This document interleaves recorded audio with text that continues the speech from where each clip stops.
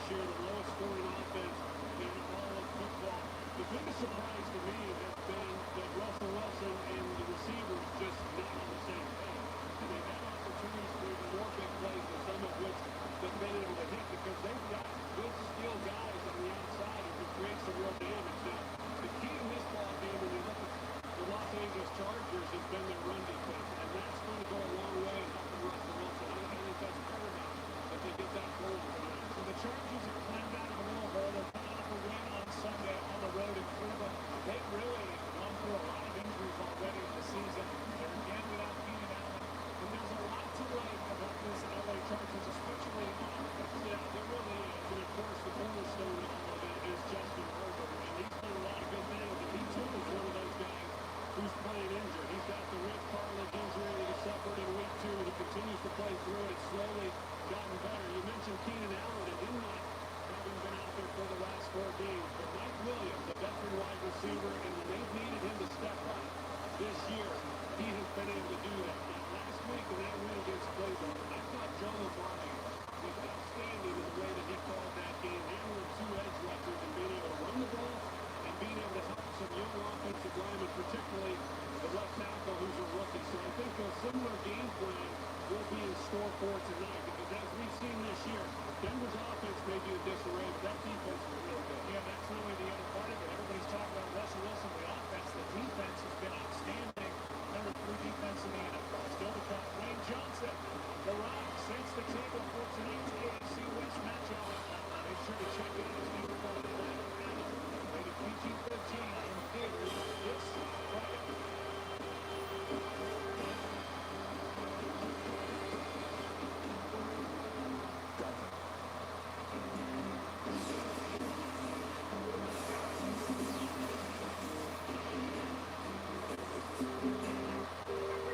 NFL Monday Night Football, WWE Monday Night Raw. We'll have the Broncos and Chargers in just a minute.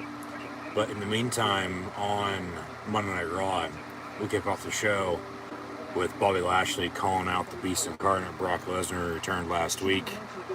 And then Lashley sparing him through the barricade in the timekeeper's area.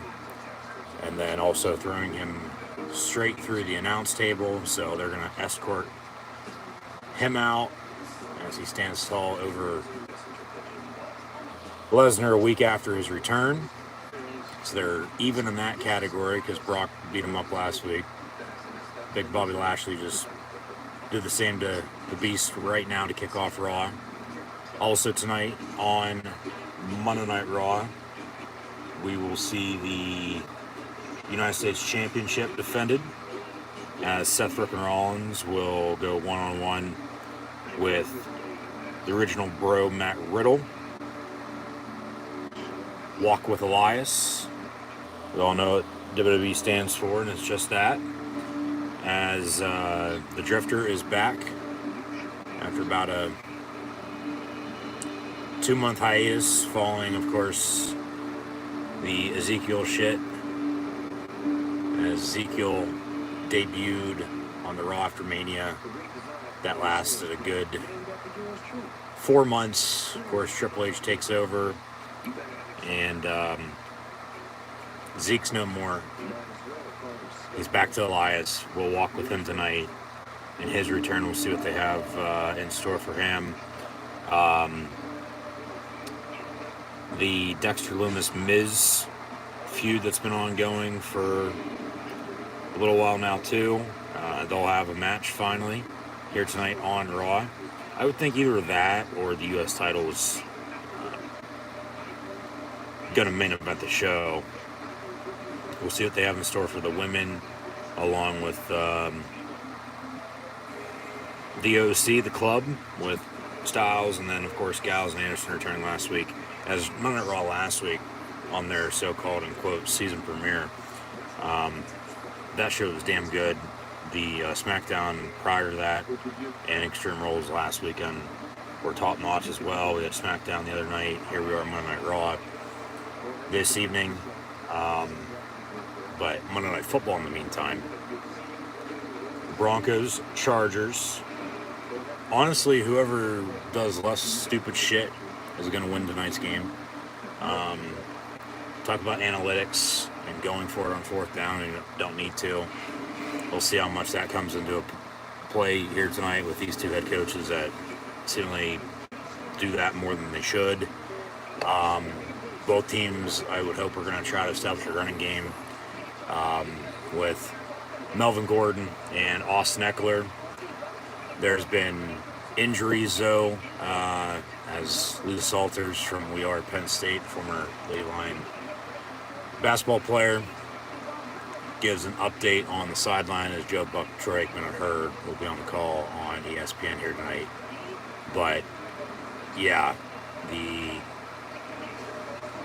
Chargers last week, they beat the Browns just barely because Cleveland missed a game-winning field goal after a stupid-ass decision to give them good field position.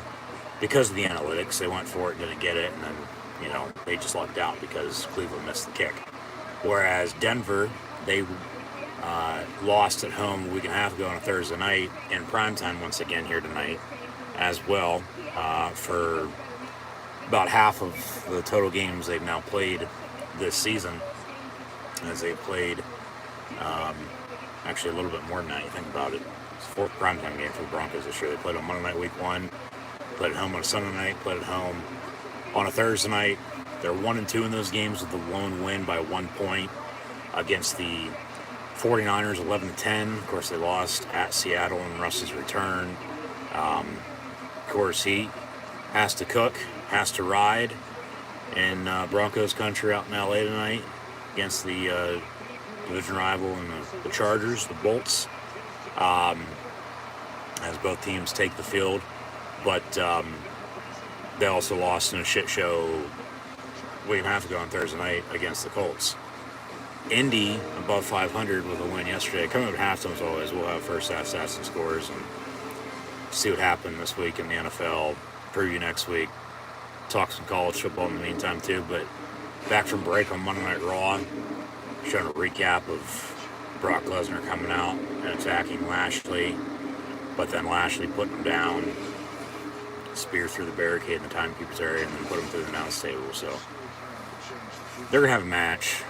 It seems like it's going to be taking place at Crown Jewel. What's that, 2 weeks from Saturday? So basically 3 weeks from now. Yeah, so recaps of that moments ago, of course. Does anybody know where they are for Raw tonight, by the way?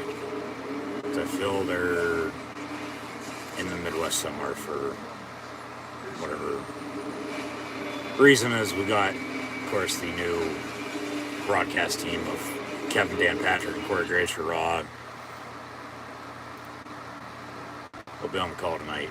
You have Saxton in the back now. There's a club graphic for Gals and Anderson. Oh god, they're gonna win a fucking tag team match with Chad Gable and fucking Otis. They'll win that by far with ease. Alright, Dexter Lumis and The Miz. Yeah, they've been going at it since early August when Lumis showed up at the end of the show. And if Dexter wins tonight, I guess he's going to get a contract, which, okay, check mark that. That's going to happen. We're going to take a look at Bray Wyatt's return once again. Look back at him returning in Extreme Rules, and then, of course, what he had to say this past week on SmackDown. We'll get more into that a little bit later on. And then the U.S. title on the line. Rollins and Riddle, once again, they're in continuous feud for the time being. And still to come later on tonight. Rollins ain't losing anytime soon, though, because he just won the damn title last week. But next, the official, the original, the only club that matters. Too sweet. Here comes AJ Styles. Big Luke Doc Gallows. And Machine Gun. Carl Anderson. The club. And with Finn Balor, part of Judgment Day, eventually they're going to have Styles and Balor, I think, at WrestleMania, along with a few other matches that we can dive into a little bit later on as well. But then afterwards, they might be having Ballard join Styles, Gallows, and Anderson. Because, I mean, why the hell not? As they show us Gallows and Anderson's return last Monday. As AJ sort of joined the Judgment Day, but then he was like, I wasn't talking about you. And then out they came, and everybody was shocked. So, Monday Night Football presents Out of the Darkness, Dwayne "The Rock" Johnson on Monday Night Football and Monday Night Raw tonight because of Black Adam.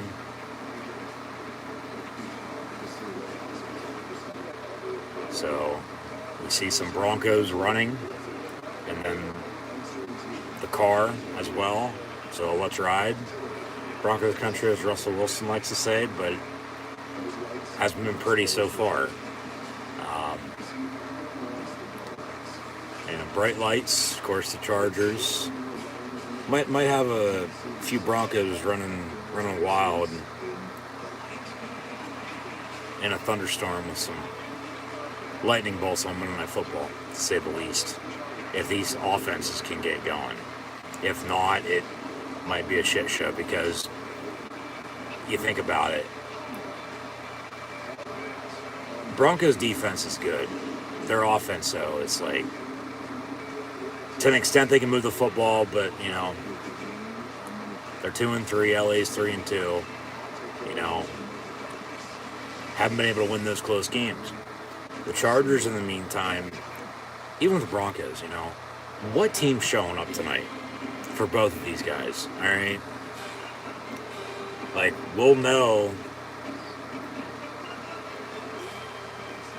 within the next 3 hours or so,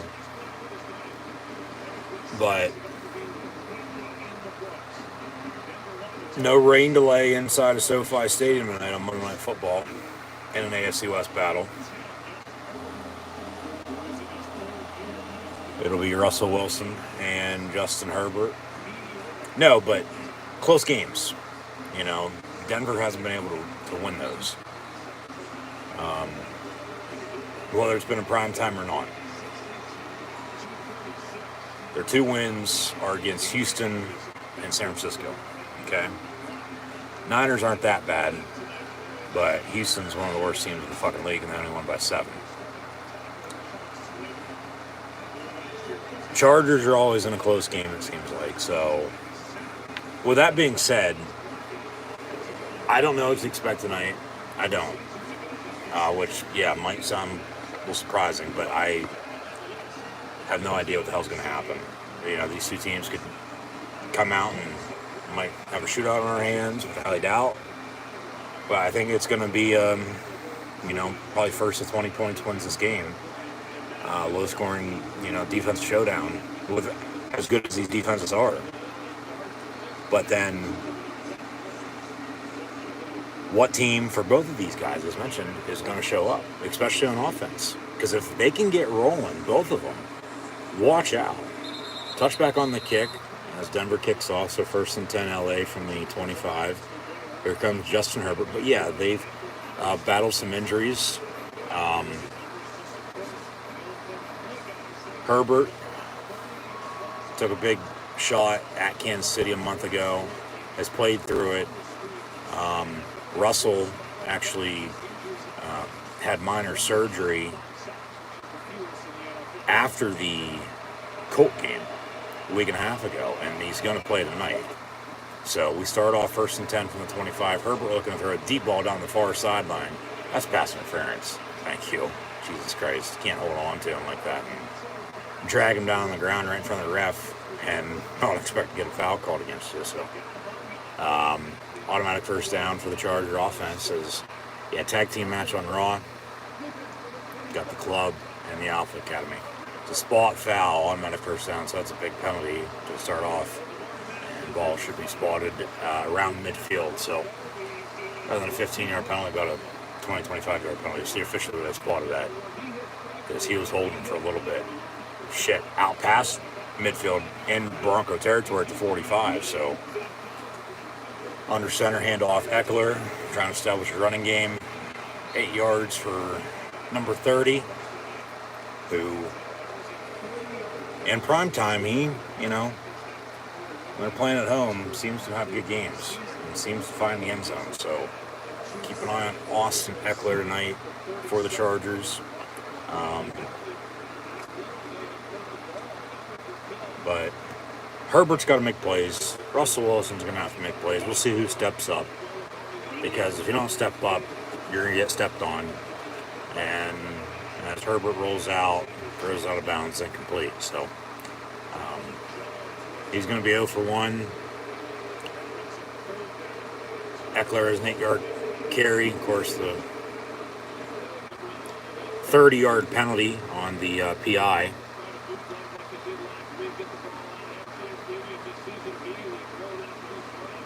And pressure from the Bronco defense leading to the throwaway. So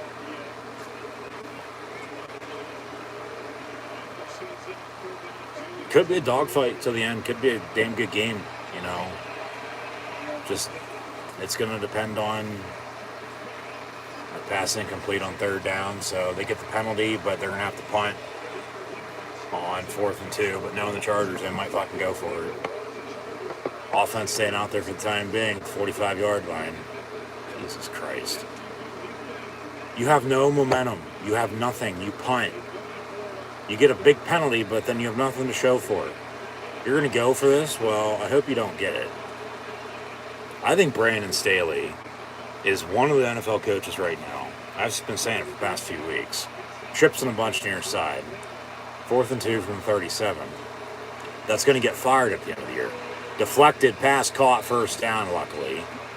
And, all right, they'll move the sticks, but him, Cliff Kingsbury in Arizona, they made a trade earlier with Carolina for Robbie Anderson after he was kicked out of the game by the Panthers yesterday. Of course, Matt Rule fired last week.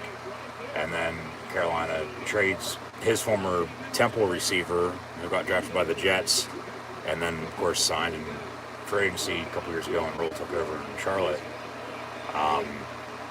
Didn't want Sam Darnold, didn't want Baker Mayfield as his quarterback, and Rule gets fired. He gets into it with an assistant coach. They kick him out of the game. Not by the officials, by the actual team, as they lost again yesterday against the Rams in this very building, SoFi Stadium in Inglewood, always up to no good in Southern California.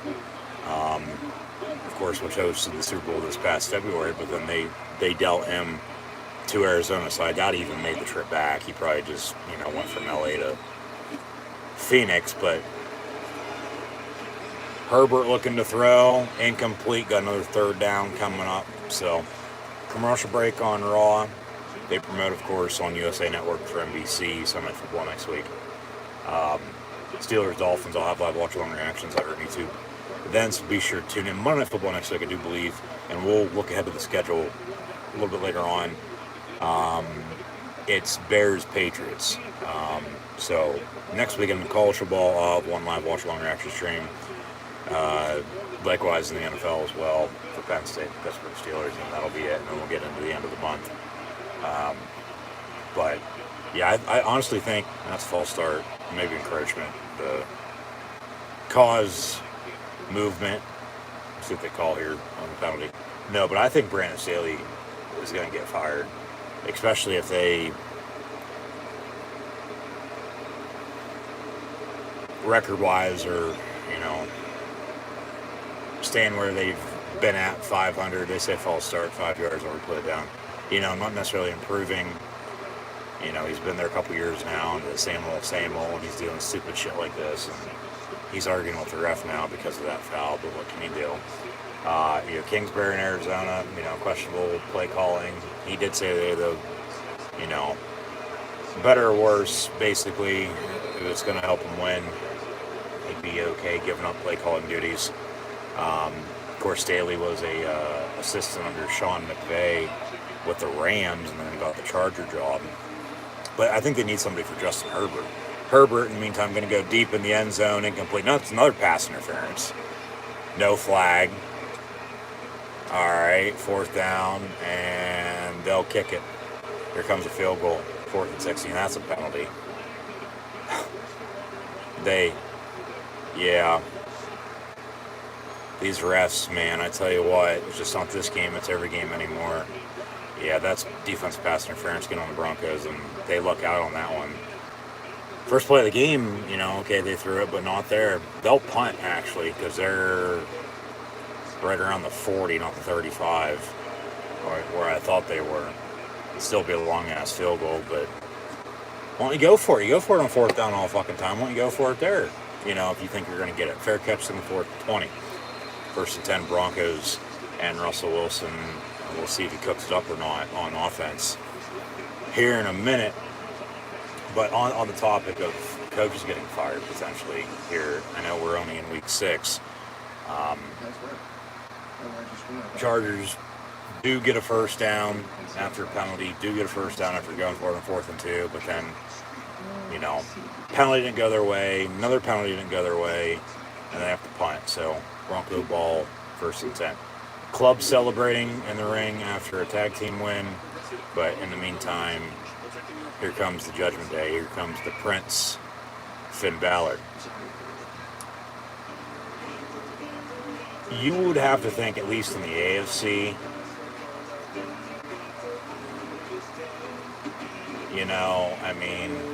I've said this before. It seems like it's just going to be potentially the Chargers. But I wouldn't be surprised if, say, the Colts or the Ravens opened up. And then the NFC, we'll see what happens with upper management in D.C. with the Skins, the Washington football team, the Commanders, if they're going to force a sale from Dan Snyder or not. Ron Rivera's a damn good coach, but, just knowing how that works. If there were to be a change, he could be on his way out. I doubt it, though, because if he would get fired, he'd have a job, the very next day. They just got to get their offense going as well, because their defense is stout. Carson Wentz going to be out with an injury, it seems like, so Taylor Heineke going to play for the next month or two. So they've won games with him in the past. We'll see if they can get back in the win column. They won on Thursday night at Chicago 12-7, but the NFC East is pretty stacked now with Philly at 6-0. The last time Philly, I might add, started 6-0 was 2004, and they advanced the whole way to the Super Bowl before losing to New England Super Bowl 39, in which should have been a Pennsylvania Super Bowl with the Steelers. However, the Steelers did beat the Eagles, I might add, in late October of that year, just as they will also face off in 2 weeks' time, Halloween weekend. And little tidbit, the Eagles were 6-0 going to that game, along with a bye week before, just as they have next week before that very game. The only difference, of course, this game's not in Pittsburgh, it's in Philly this go around, but Philly's playing damn good football. They beat the Cowboys last night on Sunday Night Football. And then, speaking of the NFC East, as mentioned, you have the Giants and the Cowboys with 5-4-1 respectively. Atlanta could open, but they're playing some good football right now, too. Everybody's in the middle of the pack. Everybody's about 500. There's a few teams, of course, below that mark. But it seems like everybody's right there in the middle of the pack. 500. A couple teams, of course, better. But, it's still mid-October. Still a lot of football left to be played. From the 11 after a penalty, 1st and 20, handoff Melvin Gordon. Of course, no Javonte Williams, out for the season with a knee injury. There's been some talk that, with Ed McCaffrey being a Bronco legend and son, of course, Christian McCaffrey, the Panthers running back, and then, firing a Matt Rule, how they just traded Robbie Anderson. There's talk they're going to be trading Christian McCaffrey. The Broncos, along with a few other teams, could be in the mix for him. I think the other LA team, the Rams, if they were to, get going and because they're looking to trade Cam Akers or any running back. You know, they've also been considered, and I think they would make a good fit. You know, but I mean, you look around the league at that, because I mean, okay, there's teams that really don't need quarterbacks. There's teams now that really don't need running backs either. Even though you'd like to still have a 1-2 punch. Got a third down for the Broncos right off the bat. Buffalo, even though they have Singletary and Cook,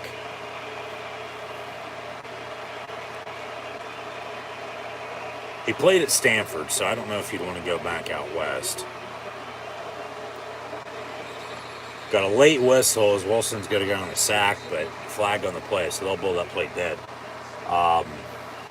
The Broncos, of course, make sense because his dad played there. And they need a number 2 running back, but he'd be their number 1 over Melvin Gordon in a heartbeat. And that's why I've said before, if this Bronco offense can get rolling with Russell Wilson quarterback, their defense is playing pretty damn good, they'll still be a threat. The Chiefs are no doubt about it, by far the best team in the AFC West, but, you have the Raiders, you have the Broncos, you have the Chargers also there. So, be a fight to Week 18 for the 4 of them to see who's going to make the playoffs as the division winner and, potentially the wild card or 2 as well.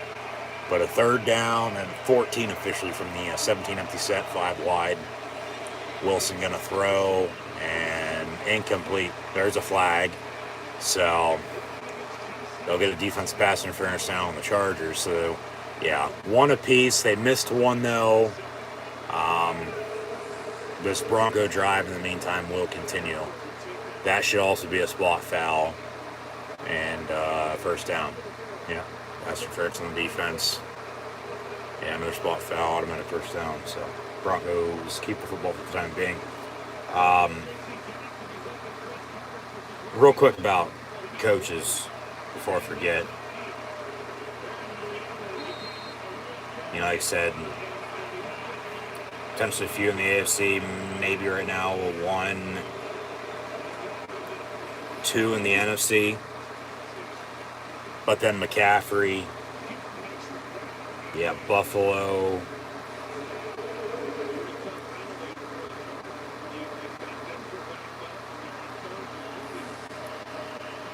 One of the AFC West teams.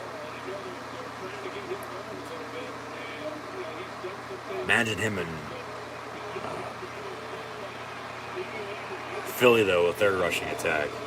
That won't happen, though. Hell, even the Giants, him and Saquon, roll out. Wilson, first down, Broncos, under 10 to play in the opening quarter. 1-2 punch with him and Fournette down in Tampa.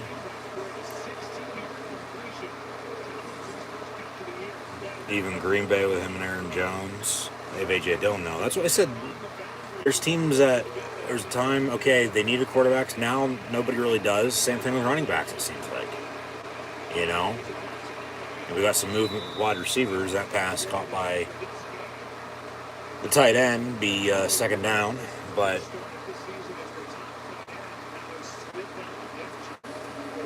I think the Rams make most sense. But Denver, I wouldn't be surprised just because.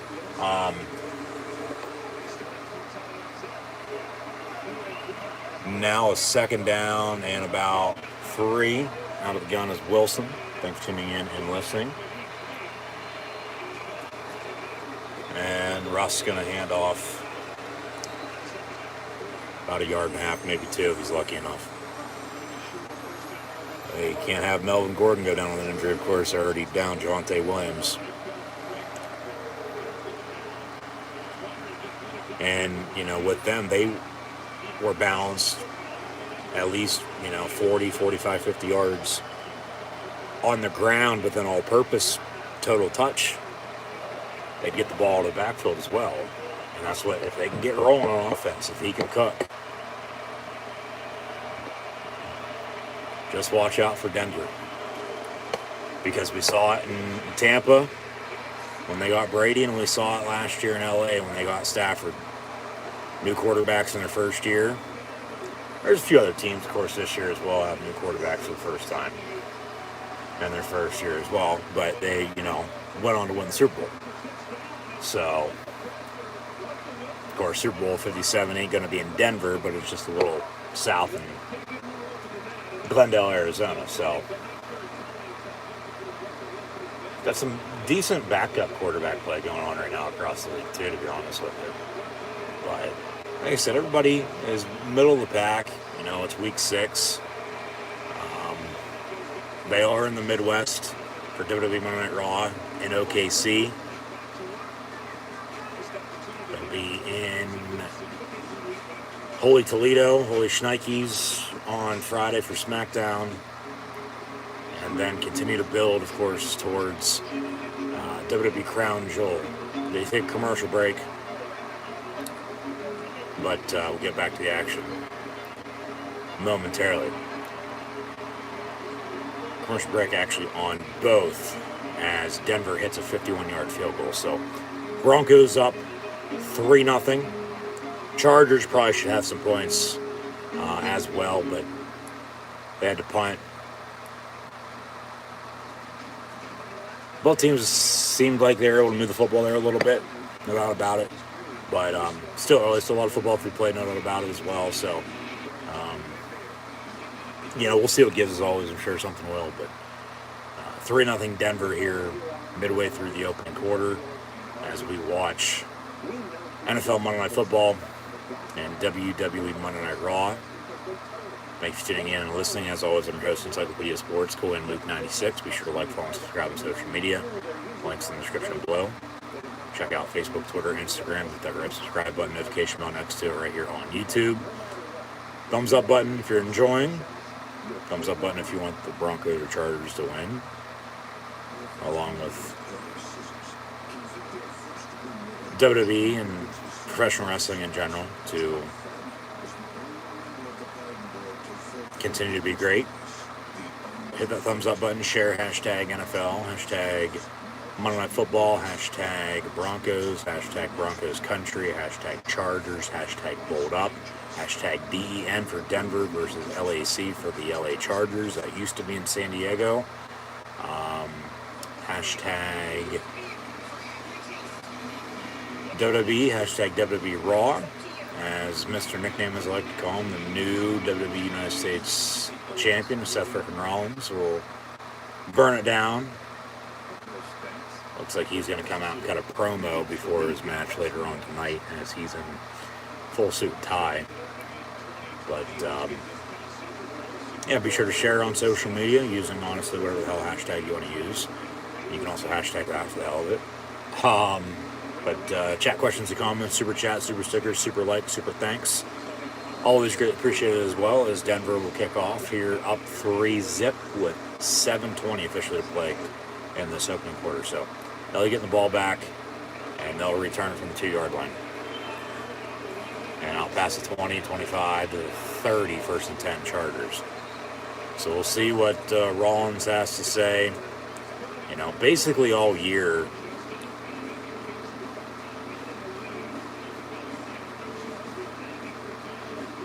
he's fought Cody Rhodes and Matt Riddle. And now he's new U.S. champ, defeating Lashley last week. Lesnar returns. Had that again earlier. Rollins on the mic, but Herbert under center from the 29 officially. First and 10, they hand off to Eckler, who gets out to about the 34 for 5, but we got a penalty in the backfield, so this is probably coming back.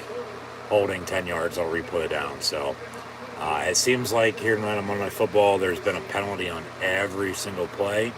If not, it's been every other play, to say the least. So these zebras, as Rollins has, I would say snakeskin boots, but they're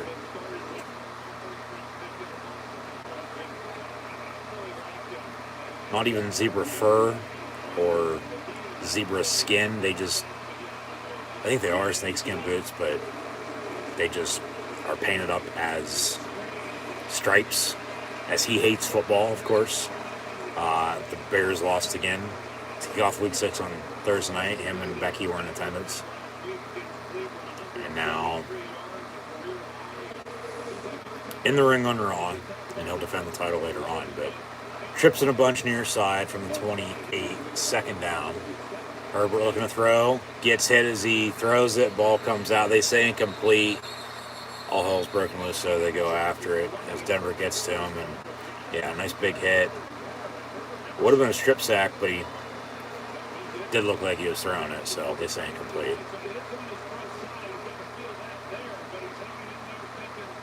And then he almost caught it himself and then tried to recover it. And yeah, that's going forward. His left guard in the back, and then almost hit him in the face mask and almost caught it, but falls incomplete. So third down and officially 11 from the 28. So screen to Eckler, and he'll get back to about the 34, 35-yard line that he did on the first play of this drive before the penalty, and then, all downhill since. So they'll punt again, and Broncos get the football back up 3. So there's that for you. But there's, long story short, with everything I've said, first half hour, 45 minutes or so here, there's serious potential with both the Broncos and Chargers. It's all on paper, though, because last I checked, they muffed the punt, they recover it, 1st and 10 Denver, but just stupid. What the hell? I'm surprised the refs didn't throw a flag on that play. But game ain't set on paper, set on field, and they haven't been able to put it out on the field. Until they get clicking, until they sync up, momentum and rhythm, it's just going to be the way it is. It has been. 5:30 to play. Muffed punt, but they recover 1st and 10 Broncos, up 3. But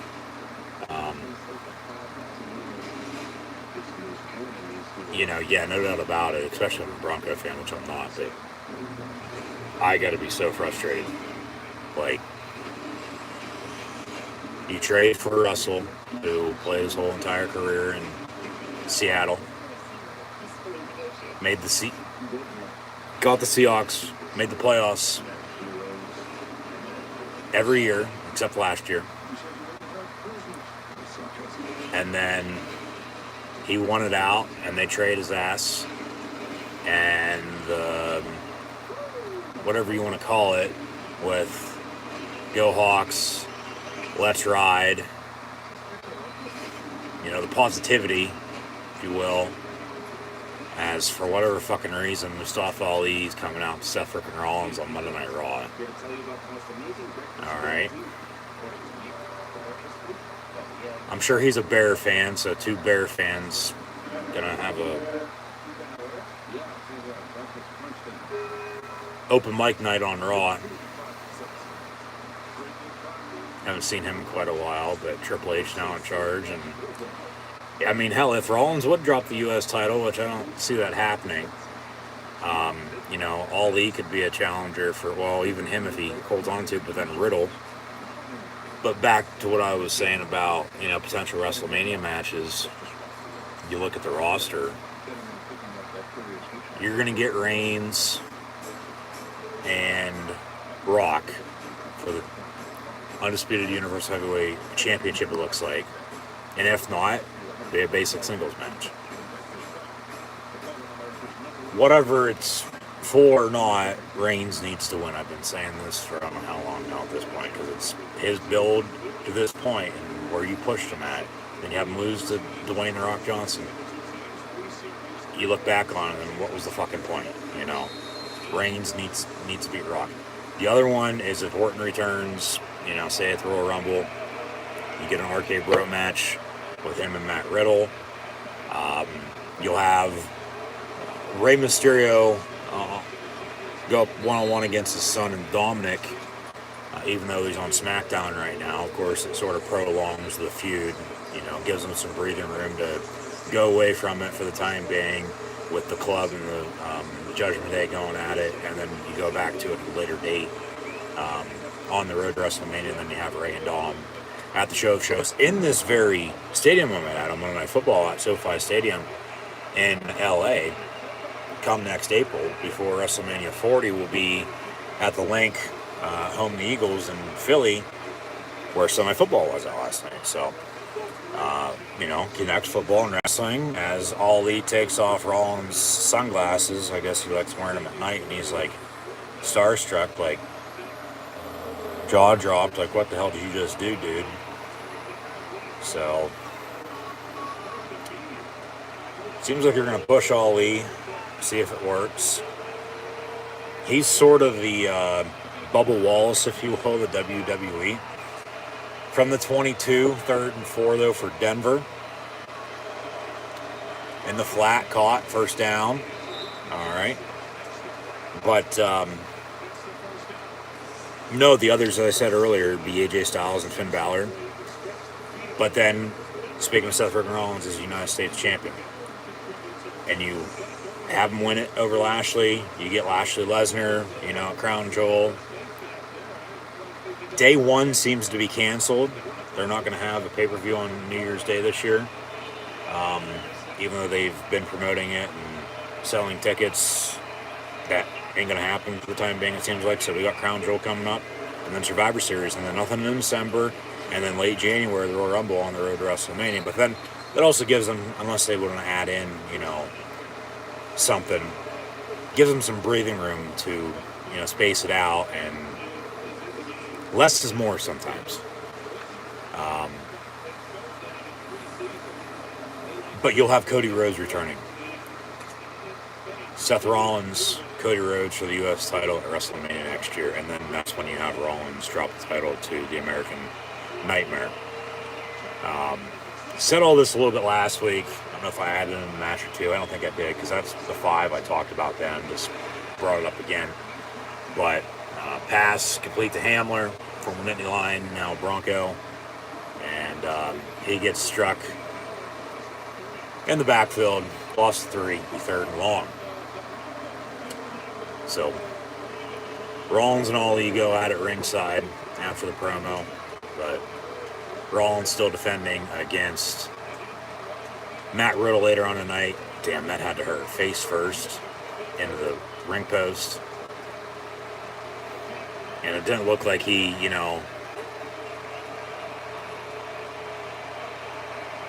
tried to, back away from it. Like he went face first into it. Wilson going to get sacked? No, he avoids it.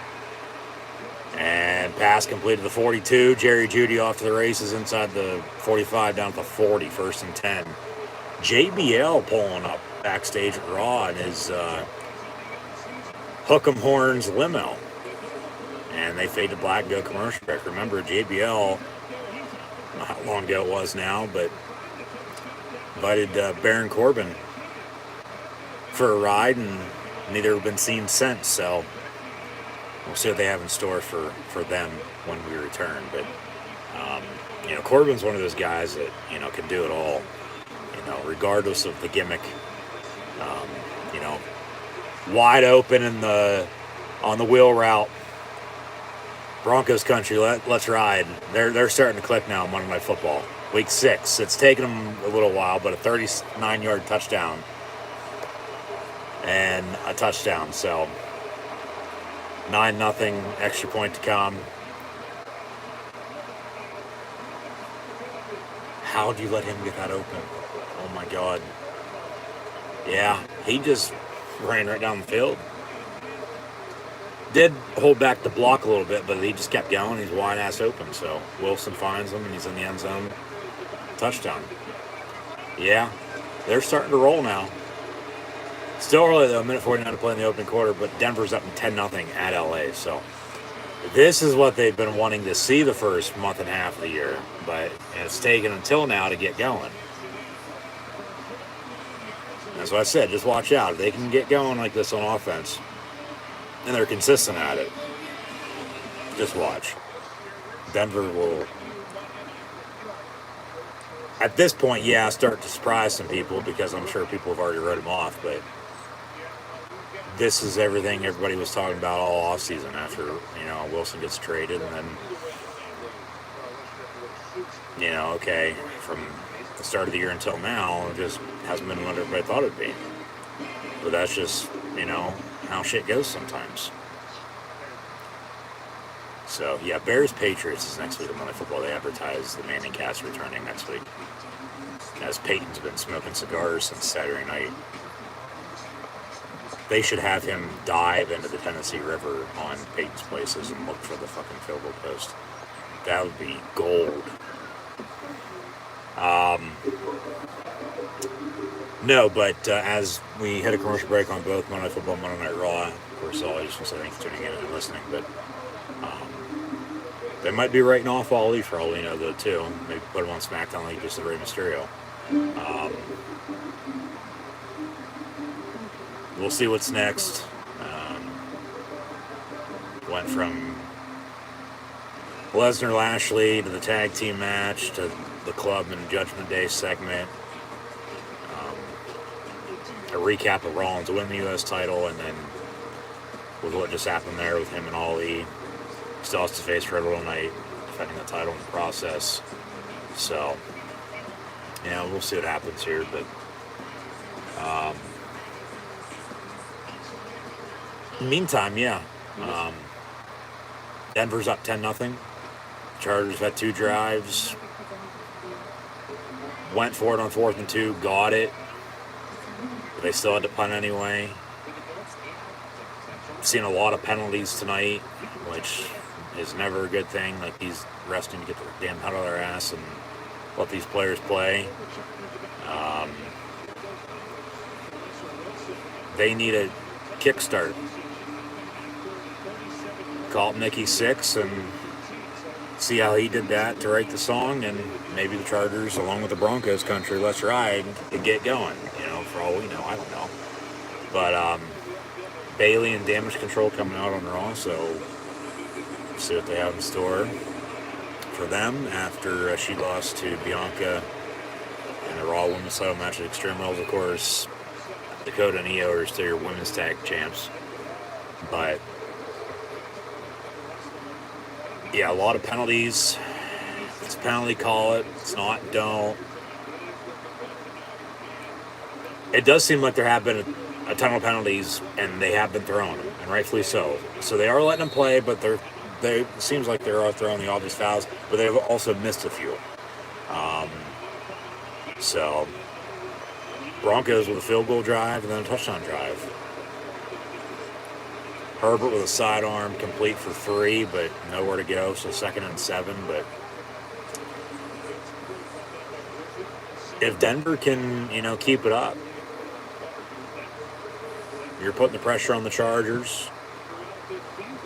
Herbert,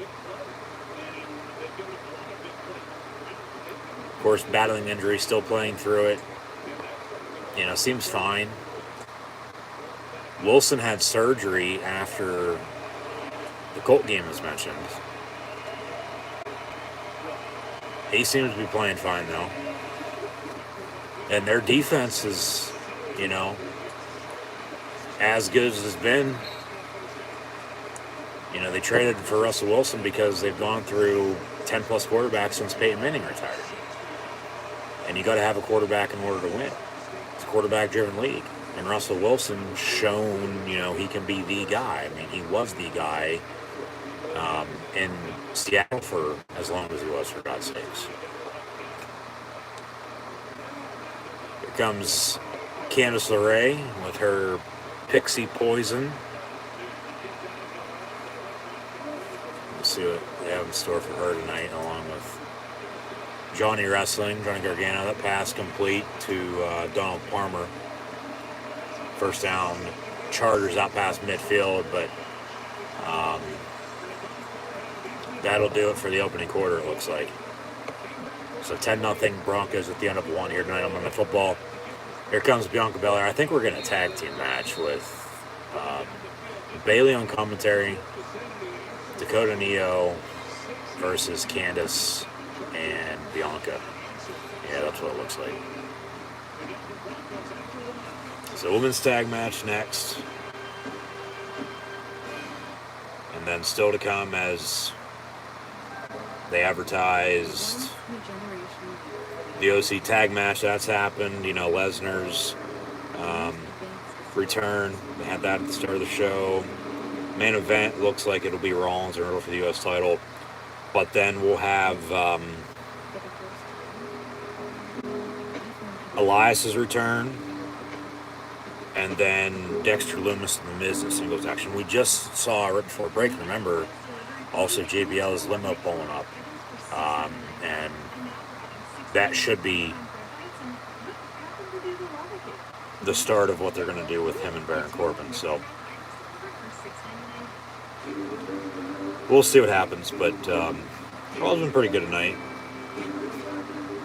I think it's going to be a while, though, until they can get, you know, a solid show from start to finish stack up against last week, because that was damn near perfect. That was one of the best Raws in quite a while. There have been some duds, though, as I've mentioned before, the past couple months after Triple H has taken over. He's actually not even in charge tonight. He tested positive for COVID. You know, as odd as that sounds right now. Road Dogg, Jesse James, in 2022 for the WWE himself, going to be in charge, it looks like, tonight. So we'll see how it goes. Of course, he's run SmackDown in the past.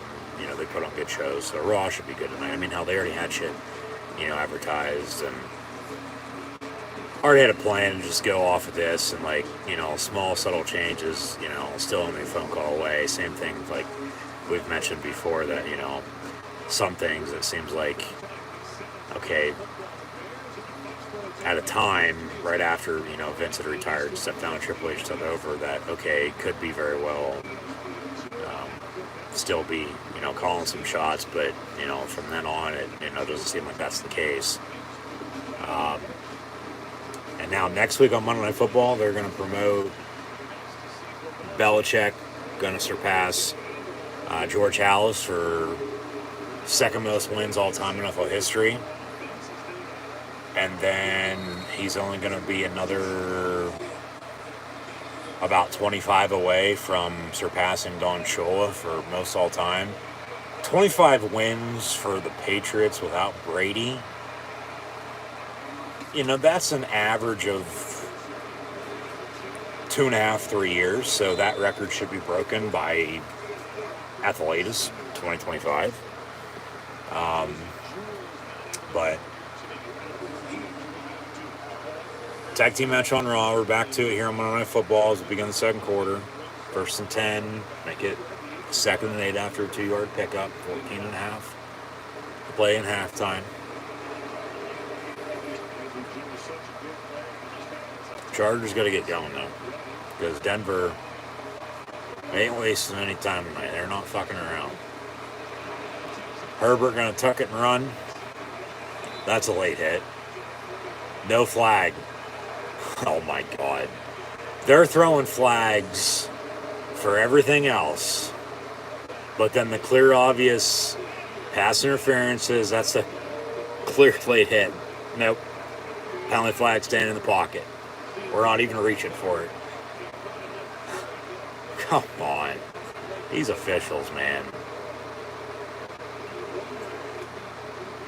They'll call a fucking penalty for whatever reason, but they won't call the obvious ones. I'm not rooting for anybody in particular tonight. It's just, you know, a matter of fact, of they need to get their head on straight. They need to get these games under control and, you know, not control them. They are letting them play those, which I like, but, you know, once the clear foul, that's what I've always said. If it's a penalty, call it. If it's not, don't.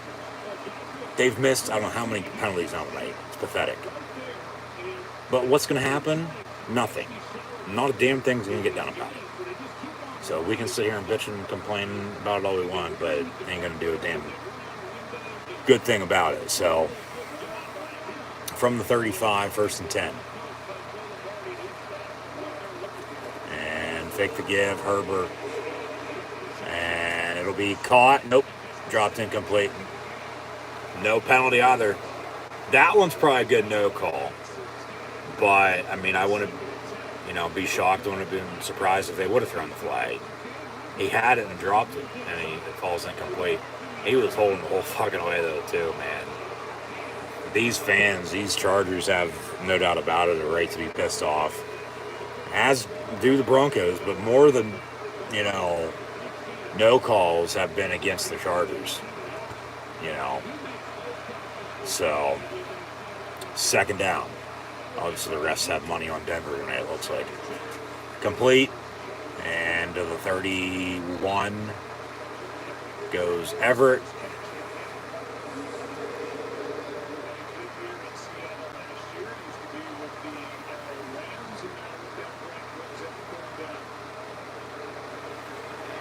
Third and about 6.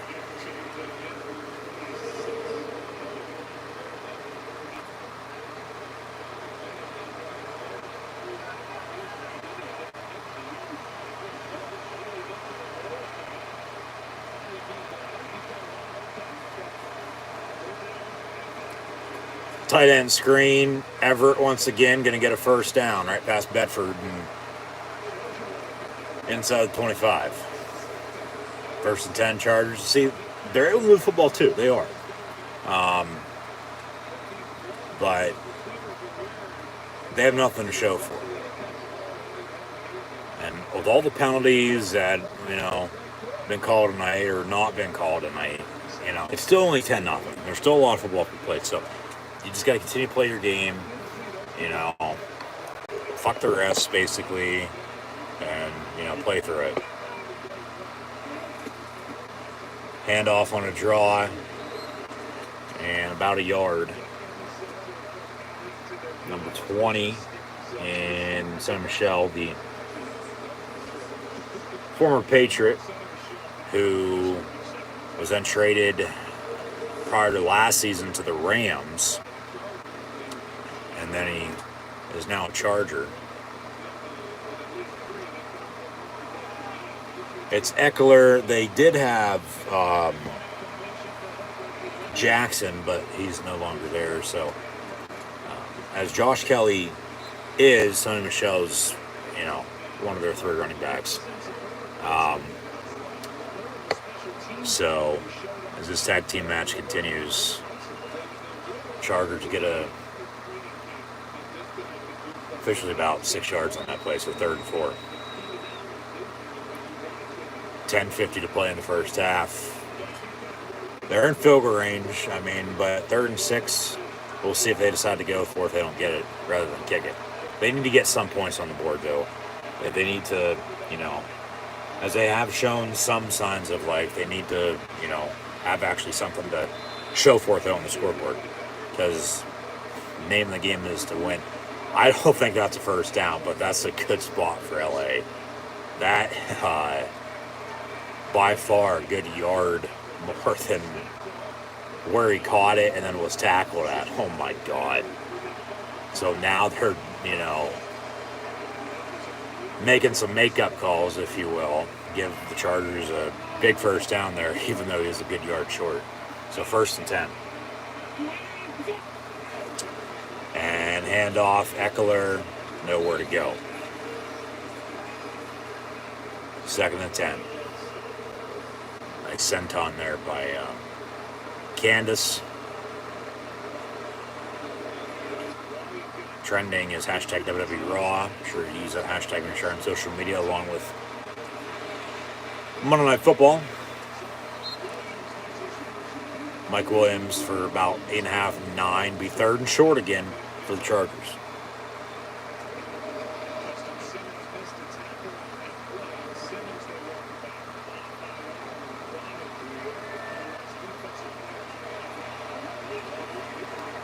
Handoff Eckler. And he's going to push his way into the end zone. Touchdown Chargers. So, looked like he was going to get about a yard or 2 on that, and then just continue to push his way. And Powell pushes with him, and he's in the end zone for a 6-yard touchdown. And they're an extra point away from making this a 3-point deficit with 9:09 to play in the first half. Broncos, of course, will get the ball back, but honestly, this game dwindles down. Might come down to what defense bend doesn't break. And because, like I said, with all the potential these offenses have, and as good as the defenses are, it could be a low-scoring game, could be a shootout, but just wait. If these offenses can get rolling, extra points up and good, 10-7. Who's going to make a play when the game's on the line? I haven't seen any turnovers yet either. So I'd keep an eye out for a potential turnover or two later on. But touchdown for Eckler as he celebrates, and the Chargers come to 3. 10-7 with under 10 to play in this first half. As officially, Russell Wilson and Justin Herbert, along with Melvin Gordon, who really hasn't done much, Eckler with a touchdown there. Some first 20 minutes, first full quarter, and 5-6 minutes into the second quarter. Before first half stats and scores, if this will load, we'll get some stats and scores for you. Right now, obviously not, for whatever reason. Come on, man. Everything else is working perfectly fine. Why do you got to act up? But as always, coming to halftime, we will have first half stats and scores. We'll recap the NFL from Week 6. We'll preview Week 7. We'll also recap and preview college football from this past weekend and next weekend as well. So stay tuned for that. Of course, going to continue watching Monday Night Raw as they're about an hour or so in. Break up on the pin. Match continues. Wilson's a perfect 10 of 10. 116 yards passing and a touchdown. That to Dulcich, who has 2 catches, 44 yards, and a score. Jerry Jeudy has a catch for 37 yards as well. Tomlinson, 1 of 16. Cortland Sutton has a catch for 9 yards. Kendall Hinton, a catch for 8 yards. Beck, a catch for 7 yards. Hamler has a catch as well, but nothing to show. Melvin Gordon, your number 1 running back now in Denver following Javonte Williams' injury. But they got Latavius Murray, who's been around the league, former Raider and Saint, might have played for somebody else that I can't think of. Actually, let's look this up. Latavius Murray. He's now a Bronco, is what I'm getting at, all right? He actually went to London with the Saints as they lost to the Vikings. And then that very week, as Williams was injured, Denver gets Murray from New Orleans, and guess what Denver does in a couple weeks? They also go to London, so he's going to go to London twice this year. I think that might be a record for one NFL player to go to the same city for 2 different teams to play 2 different games in 1 year. Yeah, Murray, former Raider, did play for the Vikings, that's right. But Saint had a stint with the Ravens for a short while because of injuries, but now he's a Bronco, so he has bounced around, but he has a carry for 8 yards. Gordon, 2 of 4. So, talk about the running game earlier on. Both teams hopefully trying to establish it. From the 29 and 1st and 10, they'll fake the give to Gordon. Wilson looking to throw on a play-action roll. Going to tuck it and run and then slide for 2 at the 31. 2nd and 8. Justin Herbert in the meantime. Now, 12 of 18, 89 yards passing. Eckler has 5 carries, 15 yards on the score. So the difference is the opening drive, basically, for the Chargers, that they ended up having to punt after they were just right on the outside field goal range, and they're down by 3. So, could be tied at 10, it's 10-7, and 2nd and 9 from the 30 for the Broncos. Hand off Gordon to the 35 for 5, so Parham has a catch for 24 yards. Eckler, 3 of 23 out of the backfield. So, Austin Eckler, once again, all-purpose yards. Like, can't beat him. And then Everett, 3 for 16. And Williams has a catch for 8. As Riddle gets interviewed backstage by Kathy Kelly, who they brought back. Of course, Saxon doing backstage interviews now as well. As they switched up the announced teams as... of course, on SmackDown now, it's Michael Cole and Bad News Wade Barrett.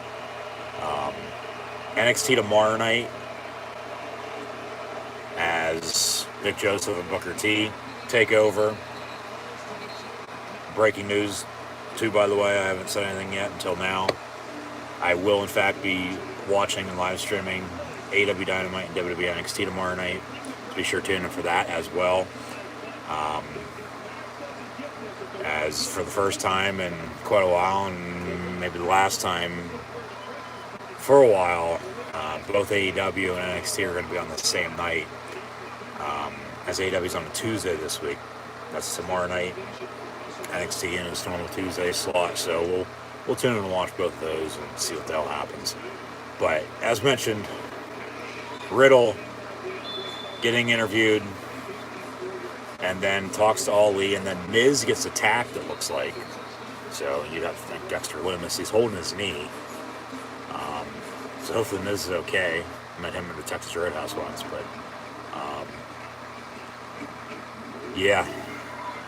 Supposed to have that Lumis-Miz match still to come later on tonight. Previewing SmackDown for what's to come this Friday. Guess they're going to have a women's tag title match. Logan Paul's going to talk shit best he can towards Roman Reigns, even though he's going to lose the crown jewel. There's the Fiend graphic for Bray Wyatt. Whether he's going to be Wyndham, Huskus, Bray Wyatt, The Fiend, Firefly Funhouse Bray, or, looking ahead with his new mask with sort of, it seems like, having personality disorder. I've said before, I still think he's being controlled by a higher power of some sorts.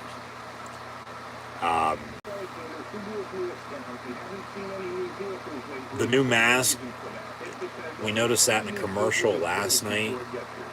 I completely forget the name of the show or the movie now, so I'll have to look that up again. But the mask was very similar. I don't know, of course, the same person would have made it or not, but it's very devilish. And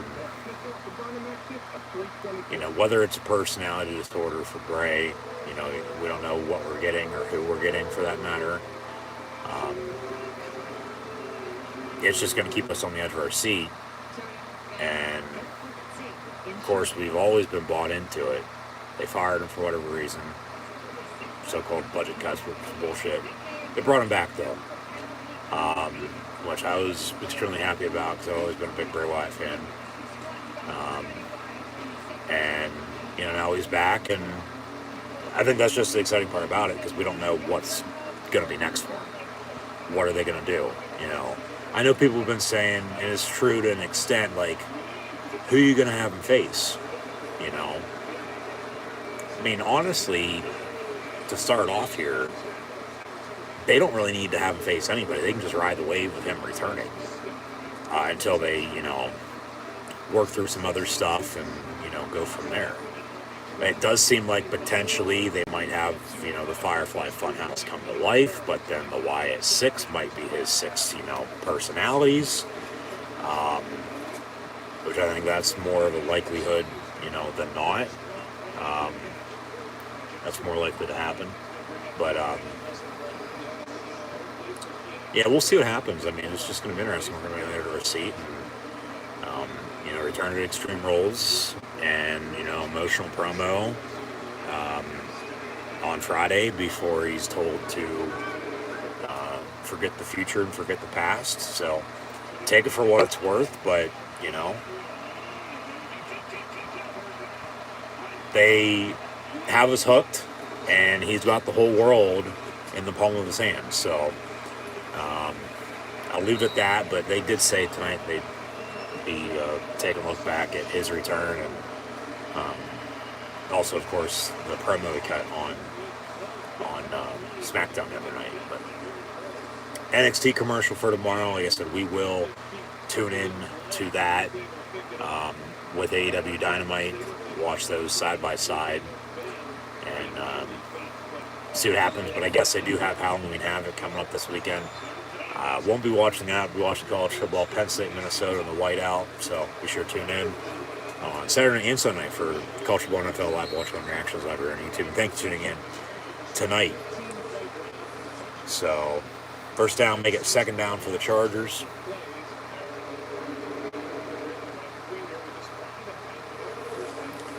Very fast first half, to say the least.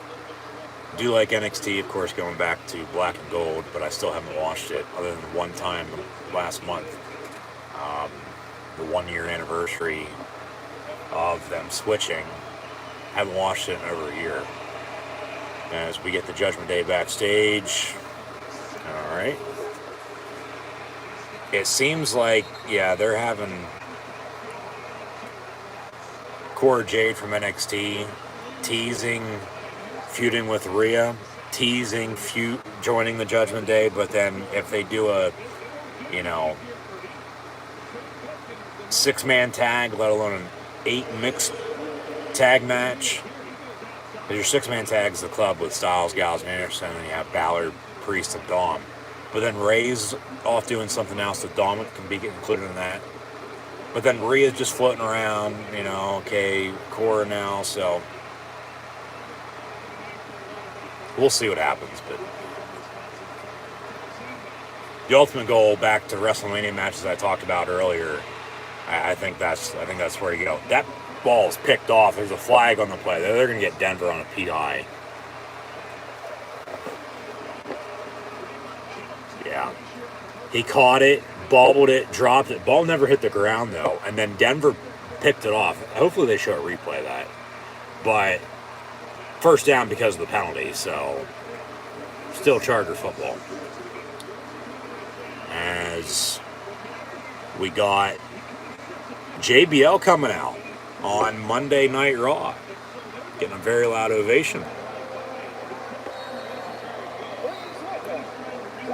So we'll see what the Hall of Famer himself, JBL, the New York City Cowboy,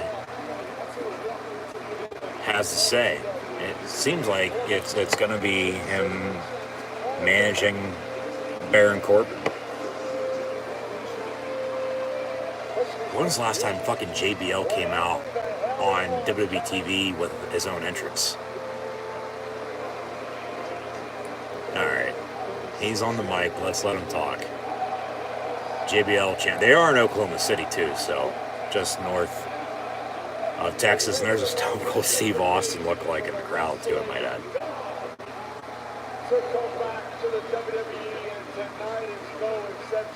Alright. JBL has an announcement to make. Before I make that announcement, I would like to say something from the bottom of my heart. God bless Texas. I apologize. JBL apologizes for doing this in Oklahoma City. Yeah.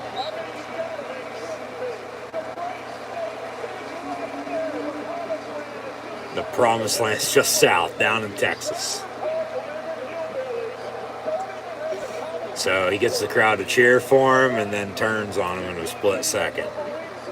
Damn good heel. God bless Texas, as mentioned. Hook 'em horns.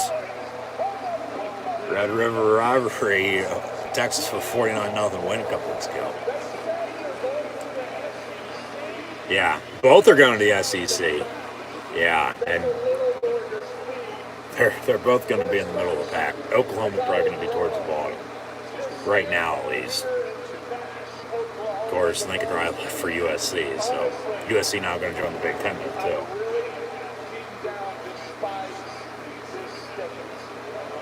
JBL despises Oklahoma, and rightfully so. He's got great news, though. What's JBL got to say? As we near the 2-minute warning on Monday Night Football in the first half.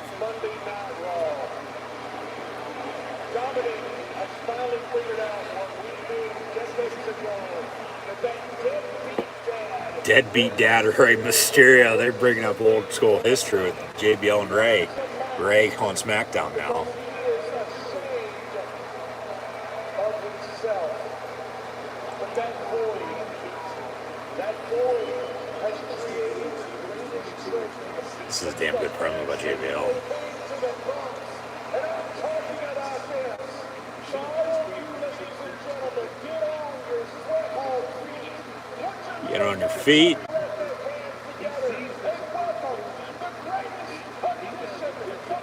Greatest edition of Monday Night Raw. Mr. Baron Corbin. Alright. And Baron Corbin with a money entrance. And he comes out. Oh, God. What the fuck's this? They didn't change a damn thing other than he's now back to his wrestling tights. He's got a cut off leather jacket, but he still got that hat. All right. So they're keeping the gimmick, but they're going to have JBL as his manager. It's Mr. Baron Corbin. 2-minute warning. Chargers second and 5, down 3, 10-7. So he went from, bum-ass Baron Corbin to happy Corbin, but still the same gimmick with the money, being happy. But he's Mr. Baron Corbin now. All right. Strategic alliance. Boos from the crowd.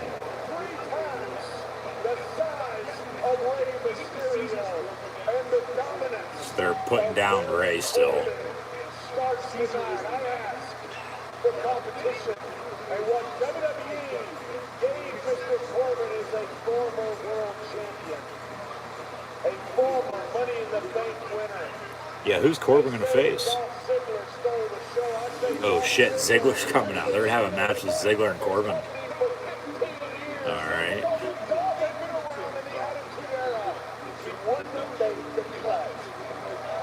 Probably true.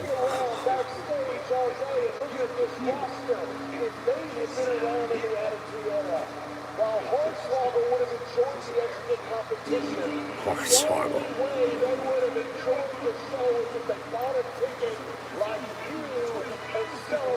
Yeah.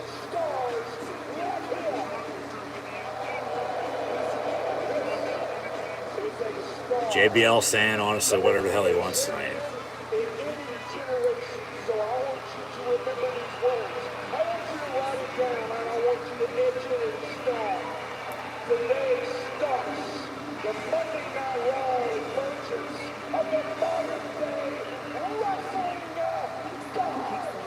Today starts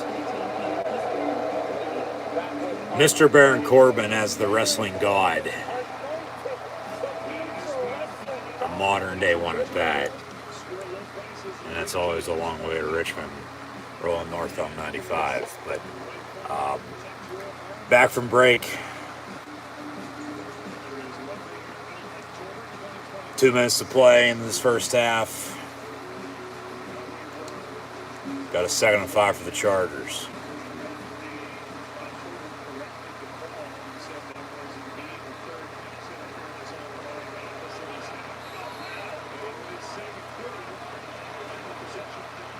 From the 18-yard line. Herbert going to hand off. And about a yard. I'll push the pile, but nowhere to go. So they take commercial break on Raw as well. Up next will be Mr. Baron Corbin and Dolph Ziggler. As Corbin's now going to be managed by JBL, it seems like. So we'll see how this goes, but what a damn good promo. You'd have to think Corbin's going to win this. And JBL will probably get involved in the finish one way or another. So we'll see, but that's an add-in for tonight. No doubt about it. But 3rd and 3, I guess Chargers have a kicking issue. Hopkins is injured, even though he's still warming up on the sideline, and J.K. Scott, former Packer punter, going to whore him up and try to kick a field goal. All right. So, well, they let go for it on 4th and short to begin with, but, 10-7 game, you're going to kick it here if you don't get it, because you're inside the 20. Hand off Eckler. He'll get the first down, though. So, with everything that's unfolded, Denver, 10 opening points. The Chargers should have had a few points early, but didn't, and then they scored, cut it. They're looking to take a lead now going into halftime. So, I'm trying to remember who kicked off and who got the football. The Chargers did, so they will get the ball to begin the second half then, too. So they could do some serious damage here right before half, minute 15 and counting to play. Herbert held it because the defender was jumping, and then he hit a bubble screen about a yard. So 2nd and 9. They still got 3 timeouts, minute 5 and counting. They might call one there. Yeah, or Denver calls one, actually. They'll have 1 remaining. Okay. So, yeah, they can do some serious damage here before half. Tie it up at 10, score, take a lead, score again, early 3rd quarter, another field goal or a touchdown. I mean, you're looking at, 13, 21 to 10, give or take.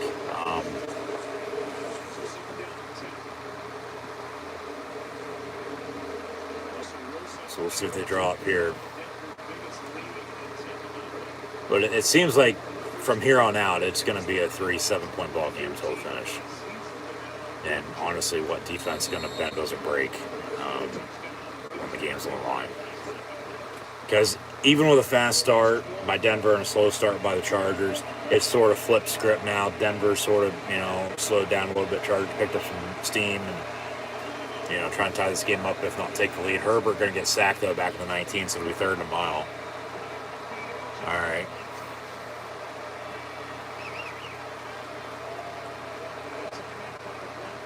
Another timeout by Denver.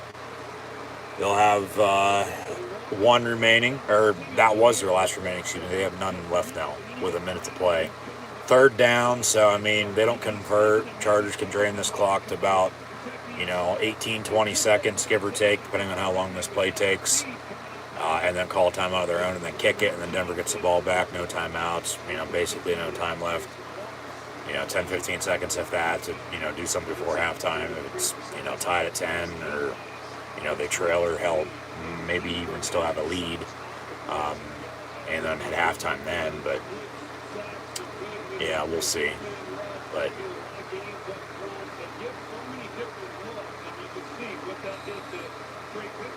Corbin, I don't mind him in his long wrestling tights, but the fucking same colored scheme tank top, no, he should be probably wrestling with, I'm not gay by any means, but I'm just saying he probably should be wrestling with no shirt on.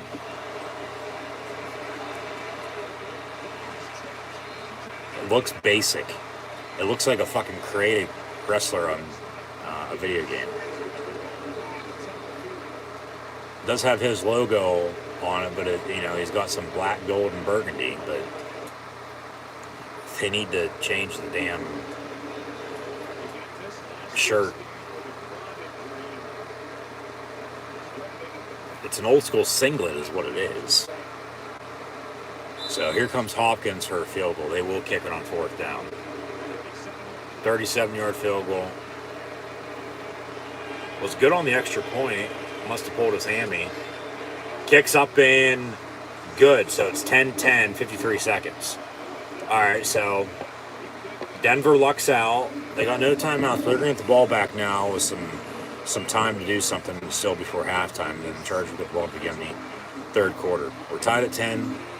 As we're near halftime, but Broncos getting it back. Maybe a good return coming up. Get some good field position.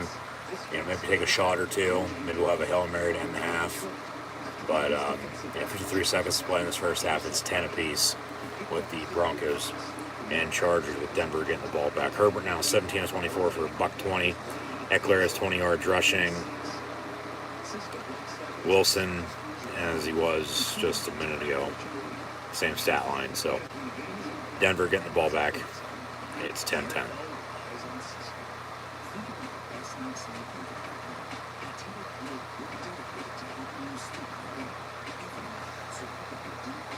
Coming at halftime as well. First half stats and scores.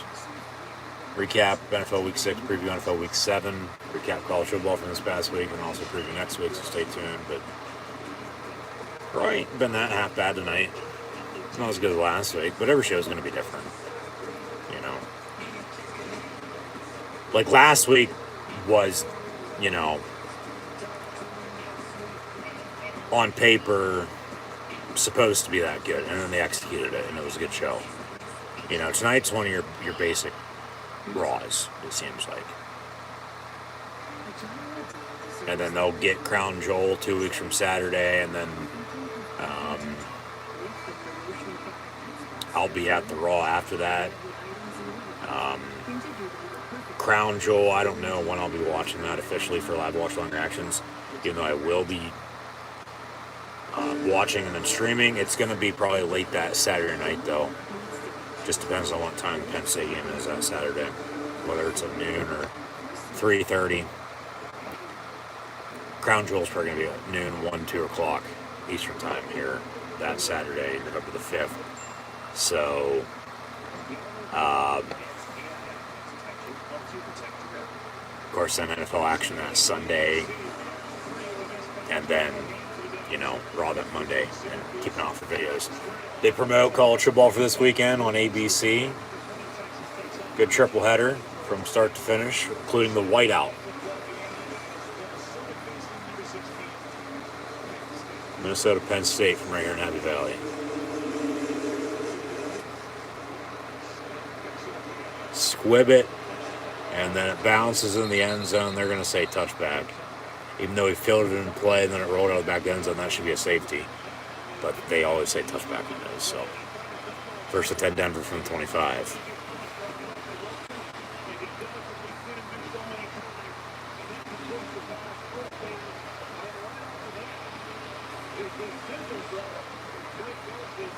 A scissors route, and we're also watching pro wrestling and AEW's tomorrow. So, of course, Aikman's from Oklahoma. Played at OU before transferring to UCLA, and then, of course, Dallas Cowboy legend. I guess he's a fan of the New Age Outlaws, DX, and now the Acclaim, so scissor me.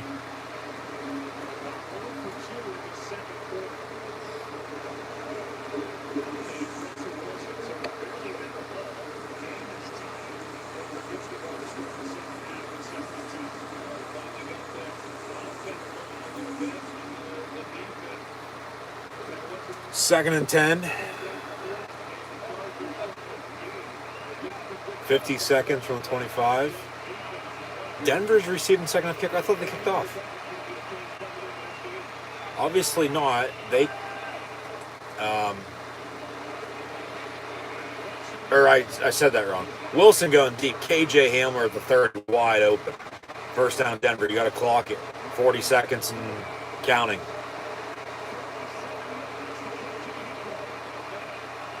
Now this Denver offense, and their defense is playing well still. They're going. They're tired of, hey, these one-score games, whether they're winning or losing, you know, not doing anything basically. Out route Jerry Jeudy, first down. No, yeah, I thought, it says Denver's receiving the second half kick. I thought they got the ball, not kicked off. I thought they got the ball to begin the game. They always kicked off. So the Chargers got the ball to begin the game. Yeah, so Denver will get the ball then to begin the second half. All right. Why the hell the Chargers calling a timeout? You're giving the Broncos more time. I get you want to get set, but that's just stupid. You're giving them time to score on you before halftime. They don't have any timeouts. They can't stop the clock. Let the clock run out on them. Let them, you know, do what they want. And hopefully you can stop them.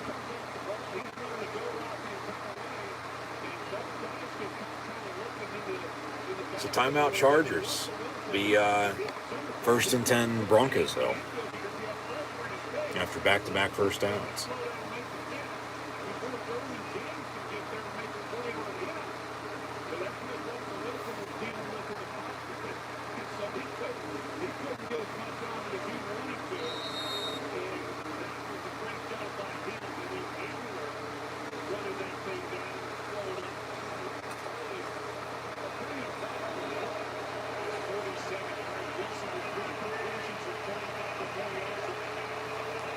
So 1st and 10 from the 18 after the timeout. 22 seconds. Got trips near side. Wilson looking to throw. In the end zone. Incomplete. Intended for Judy. Almost picked off. Got a flag on the play. Probably a late hit. Wilson got it taken down. Took a shot. Personal foul, roughing the passer. This is when it all started last week. Sunday, Monday Night Football, late hits, and then, a little bit yesterday, but not much. Well, yeah, that's probably a good call because you can't go low on the knees. They say that's not a foul, but they did throw it, so. Automatic first down for the Broncos. From the 9, 1st and goal officially, with 17 seconds, empty set. Don't get tackled in bounds. Clock can run out on it before you can spike it probably. But you're in field goal range. You have a good kicker, McManus, pass in the end zone incomplete. The 2nd goal from the 9. You got 12 seconds, so you got, a good 2 plays, but 2 plays and a field goal is stretching it. So, depending on what happens here, you might just want to kick it if you don't score. But once again, don't get tackled inbounds. This clock's definitely probably going to run on you now. Because, an average play, 5, 6, 7 seconds. That took up 5, 12 seconds here, another empty set out of the gun, 2nd goal from the 9. And Wilson on a fade, back corner, incomplete. 10 for Jerry Jeudy, 7 seconds. You got 1 play, but I'd kick it. Just to be safe, take the points, because if you get tackled in bounds, clock's 100% for sure definitely going to run on your ass now if you get brought down inbounds, not out of bounds. So you can run a quick out route, but what's the point from the 9 because you're going towards the end zone? They had a second, 8 seconds. So 3 touchdowns on 9 goal-to-go drives this season. Of course, that's, 33%, the worst in the NFL. I'd look for something over the middle to the tight end. Of course, got to be in the end zone, though. 3rd and goal, and that's exactly what he does. And incomplete. So 4th and goal, 5 seconds from the 9. They'll kick it for sure now.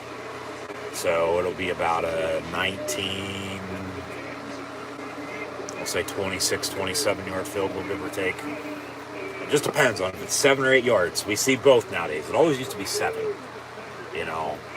But just depending on the game, it's either 7 or 8 yards from the snap to the hold to the kick. About a 26, 27-yard field goal. Here we go. 27-yard field goal attempt by McManus was good from 51 to end the half to go up 3 at 13-10. Kicks up and good as the clock runs out. So 13-10 Broncos at halftime here tonight on Monday Night Football against the LA Chargers. Wilson, 12 of 17, 173 yards passing and a touchdown. That to Dulcich. They have no running game though. Murray and Gordon have 8 yards apiece. Wilson has a carry for a yard. Dulcich and Judy have 45-plus yards receiving. Tomlinson has a catch for 16 yards. Sutton still the same at 1 for 9. Hitting 1 of 8. Beck 1 of 7. Here's Lisa Salters with an interview. Daniel Hackett, the Broncos head coach, has Denver up 3, 13-10 at halftime. Yeah, penalties, to say the least, by both teams. Officially total at halftime. Well, you have 10 penalties. 5 apiece, but more yardage to the Broncos. Still no turnovers. Chargers have the ball 8 more minutes than Denver has, but they trail by 3. Both teams, and to an extent, they can convert on 3rd down, but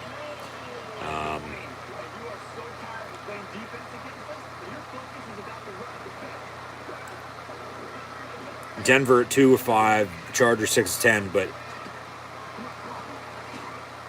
even with less first downs, they're averaging more yards per play.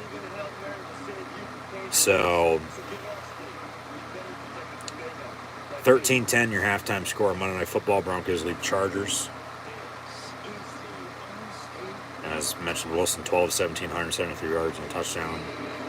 Herbert 17-24 as mentioned as well. Second go, 120 yards. Eckler 20 yards rushing in the score. So, yeah, Denver's starting to look finally on offense. And their defense continuing to play well.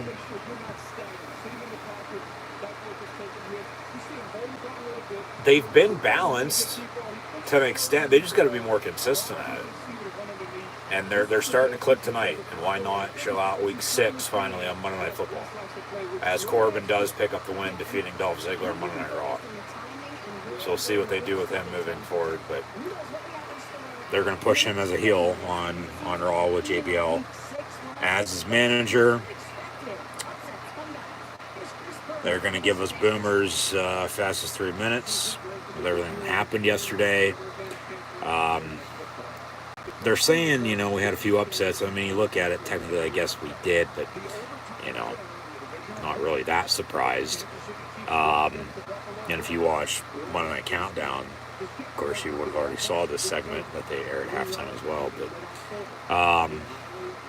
no, I thought yesterday we had a good Week 6. Washington beat Chicago on Thursday night, 12-7.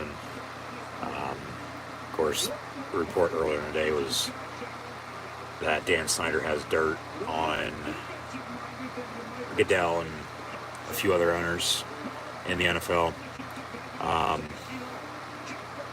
So we'll see if that's actually true or not. I'm sure he does, but, they have a ton of dirt on him, though, too. So he's just trying to save his ass by the looks of it. And rightfully so. I mean, fight to the end, go down with the ship. Like I said earlier, we'll see if there's going to be any movement with the franchise in general. But because, of course, Redskins football team commanders, they aren't what they used to be. Because they are still one of the best franchises historically in the NFL. Just like the Bears, just like the Broncos, the 49ers, Patriots, Packers, Dolphins, Steelers, hell, even the Jets and Giants for that matter. The Rams and Chargers are in LA. But remember, it's supposed to be the Rams and the Raiders, and then the Raiders went to Vegas. Buffalo, Kansas City, Philadelphia, and America's team, the Dallas Cowboys. I mean, you're, as the Lions, Titans, Raiders, and Texans, your top franchises of all time. The Steelers, the Cowboys, the Raiders, the Packers, the 49ers, the Redskins got to be in that category, just like the Dolphins, Buffalo,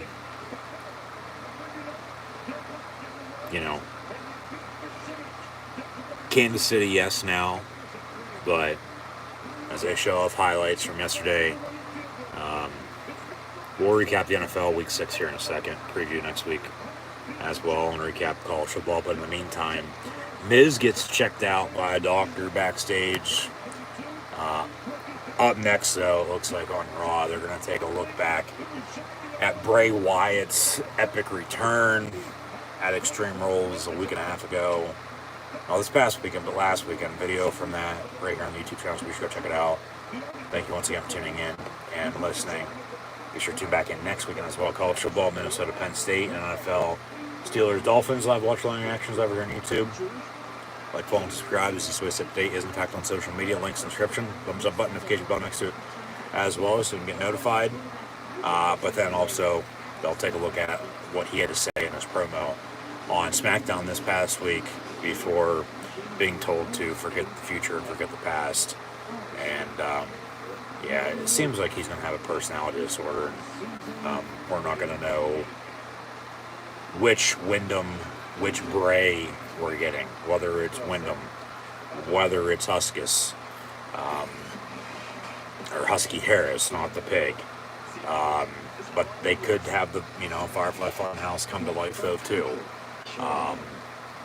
That would be very interesting, I think, because they sort of did that at Extreme Rules in his return, of course, I think, in the crowd. But whether it's Wyndham, whether it's Bray, whether it's Husky Harris, the Eater of Worlds, Bray Wyatt, to the Fiend, to Firefly Funhouse Bray, and then potentially have that, once again come to life, or whatever moving forward it's going to be. Only time will tell. We'll see. But I still honestly believe he's, and being live there in person, like in the moment, knowing, okay, yeah, he's got the whole world in his hands, and he was returning as this White Rabbit, which I still think, there's going to be, more to that later.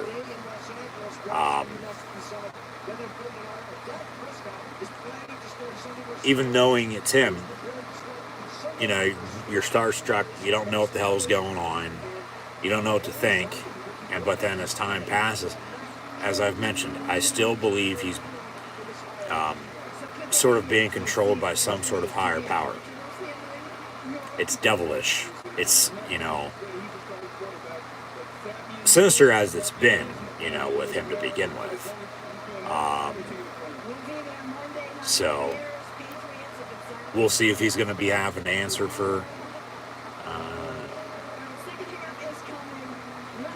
anything or something, or answer to somebody or to himself, or, who knows? I don't know.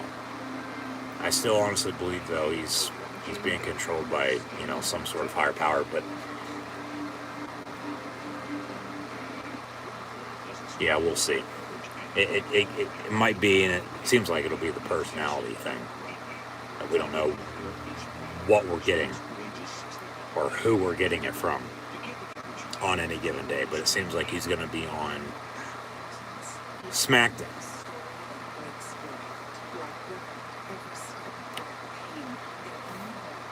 So yeah, we'll see what it gives, but of course, just glad to see him back, and we'll go from there. It seems like they're going to have a Braun Strowman and Omos feud, two big guys, which, all right, I guess that's Triple H's ode to Vince.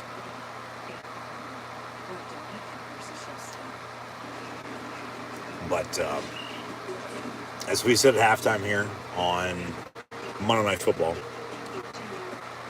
yeah, we got Omos in the ring right now. Or actually, backstage, MVP got a promo for him. And they're still going to have us take a look back at Bray's epic return and then what he had to say. So let's see if they do that or not. Because we'll definitely unmute for that, as we did for JBL. Cutting his promo, and then, Baron Corbin returning. Kevin Owens hasn't been on Raw in a few weeks. It seemed like they were going to give him a push. He was coming out, cutting promos, and then just fighting every week. But he's been off for a little bit. But they do have Crown Jewel coming up, and he ain't going to be going to Saudi Arabia. So that's probably why he might be coming back right afterwards, and then they build him up then, for the next few months, and then hopefully get him a good WrestleMania match. But here we go. We're going to have Bray Wyatt's segment on Raw now, with everything he said on SmackDown this past week now. New entrance music from Code Orange. He's got the whole world in his hands. There's the lantern. Walks as if he would, normally walk to the ring, slow and steady. This era's Undertaker, if you will. And, very loud thank you, Wyatt. Thank you, Bray. Chance. Yeah, he was very emotional. It was emotional watching it. Version of him that he's never shown us. This is him. Him being him, me being me. You know, he's in street clothes. He lost a lot of things, including a couple people close to him. His career, self-confidence. Yeah. 2 people. I don't know about the other, but of course, Mr. Brody Lee, the great exalted one that we lost after Christmas almost 2 years ago now. But there's some old highlights, old images of Bray. Yeah. They're showing off him as Husky, you know, Eater of the Worlds, Bray Wyatt, The Fiend. And now this is just him saying that we saved his life. We were here to find him, and then it cut, and then we get the video. Oh, little one, my little one.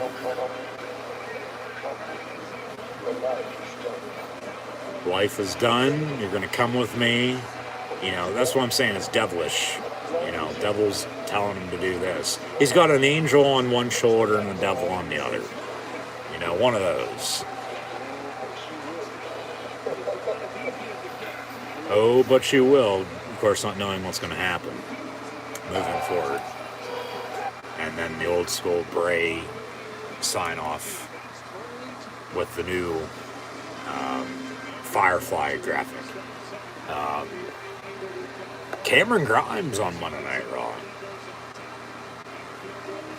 Of course, Trevor Lee talking it up with Styles in the club.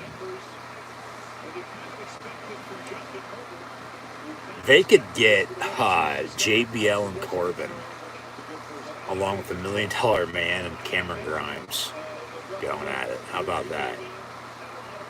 Yeah. Speaking of money, Gal's Anderson returned last week.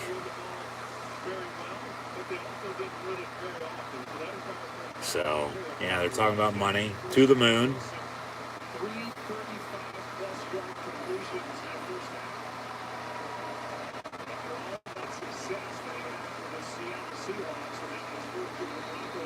So the club walking backstage.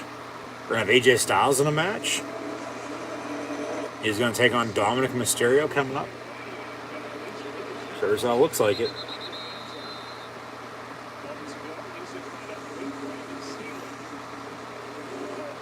That is up next. All right.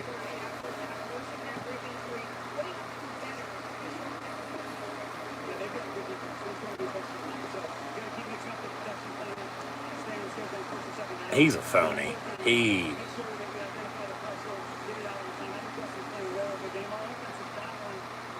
doesn't know his ass from a fucking hole in the ground, sounds like Brandon Staley.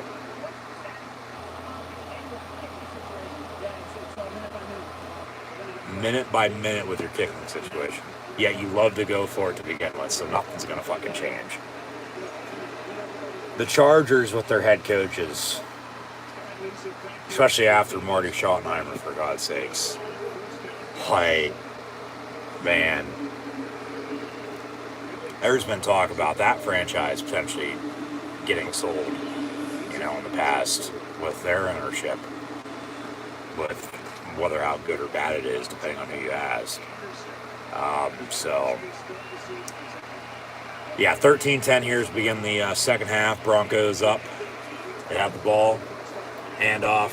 And Murray, about a yard, be third and short here for Denver, a minute into the second half. So once again, thanks for tuning in and listening. As always, I'm your host, Encyclopedia Sports. Cohen Luke 96. Be sure to like, follow, and subscribe on social media. Link, subscription below, thumbs up button. Share hashtag NFL. Hashtag WWE Raw. As we got about an hour or so left of Raw here this evening. About the same. Maybe a little bit more from Monday Night Football. But be sure to share. The thumbs up button. Chat questions and comments. Super chat, super sticker, super like, super thanks. Always great appreciated as well. From the 33, 3rd and 2. Wilson going to avoid a sack, roll out near side, and then just have to throw it away out of bounds incomplete. It's caught by a Charger, but out of bounds. On the sideline, wasn't even in on the play, so no interception It's incomplete. 4th down, and Denver will go 3 and out, a minute and a half into this second half and have to punt up 3. So Chargers are getting it back, and it's been up and down with momentum for both of these teams tonight, it seems like. Denver started good when LA didn't, and then it flipped, and now it sort of, seems to be flipping again, or at least continuing on with the Chargers, getting a stop on defense and getting the ball back. So, Waitman booms it to the 10-yard line, and then LA on the return out past the 25 to the 27, 28-yard line. 1st and 10 for the Chargers, and going to go to commercial break. We can come back to the action on Raw, though. In the meantime, Styles and Dominic Mysterio. In a minute, we will recap NFL Week 6. A little bit behind on that. Normally we'll do that during halftime into this early third quarter, but get to that in a second with recapping and previewing in college football and the NFL. So stay tuned. But let me know in the comments below who have winning. We'll see what it gives. As always, I'm sure something will. But I still think we're going to have a down to the wire finish with a 3 7-point victory. What defense going to bend doesn't break. As they show off a graphic, here's a video package actually for Riyadh, Saudi Arabia. The further we go, of course, this is for WWE Crown Jewel. The closer we get, no shit, you don't say. WWE Crown Jewel will be November the 5th. Are they going to give us a start time? 2 weeks from Saturday.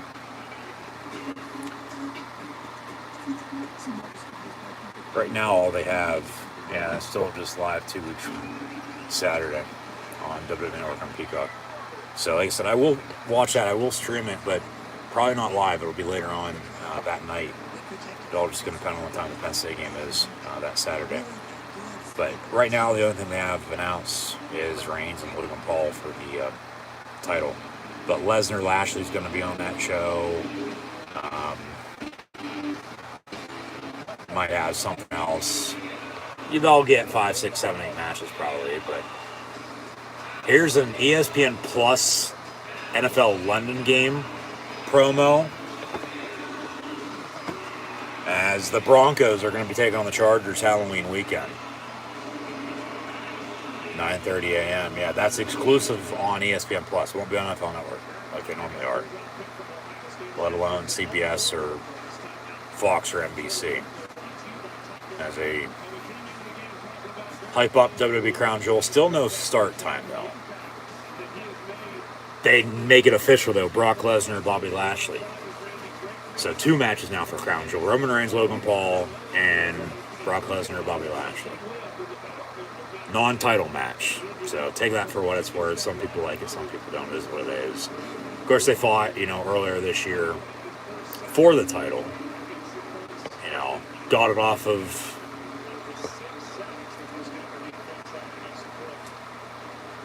Big E, put it on Brock, put it on Lashley, put it back on Brock, put it on Reigns at Mania. As here comes the phenomenal AJ Styles. Eckler on the give, first down run, and 11 yards. Tacked onto his stat line tonight. Too sweet me, though. Here comes the club. Styles, Gallows, and Anderson. Good to see them back, no doubt about it. Too sweet.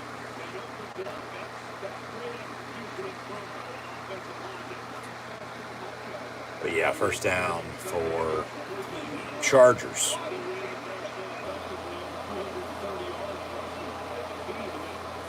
From the 38, 1st and 10.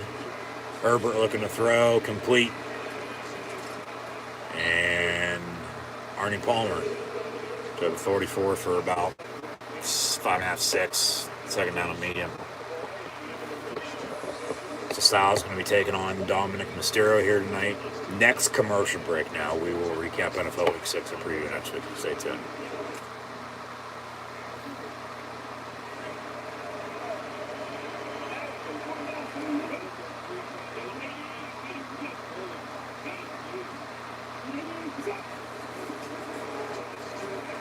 Eckler on the give. Shit, they also announced the OC, Styles, Gallows, and Anderson taking on the Judgment Day at Crown Jewel as well. So, as mentioned, it's starting to shape up now. That's 3 damn good matches. 6-man tag. Those 3 might very well be questions of the day on social media. Keep an eye out.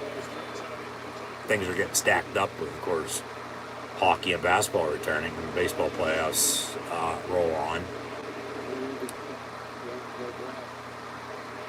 So, of course, it's still football season, and then continuing with pro wrestling too. Like, I'll find room somewhere. Just don't know when.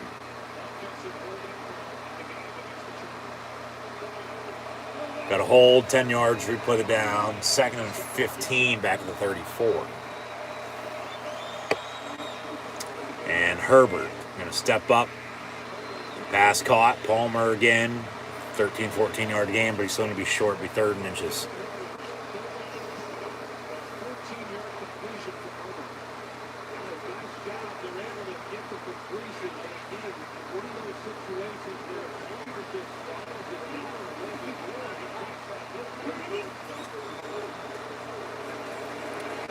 First down run, right at midfield. Chargers down 3 here, 1st and 10. Going to look to tie this game up, if not take the lead again, which they have not yet done yet, but close but no cigar. Those are all in Knoxville, Tennessee right now.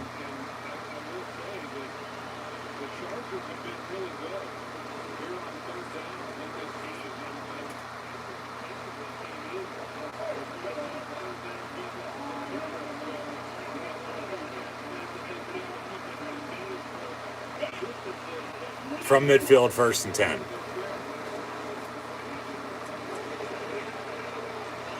As I believe Dominic's sporting a new tattoo.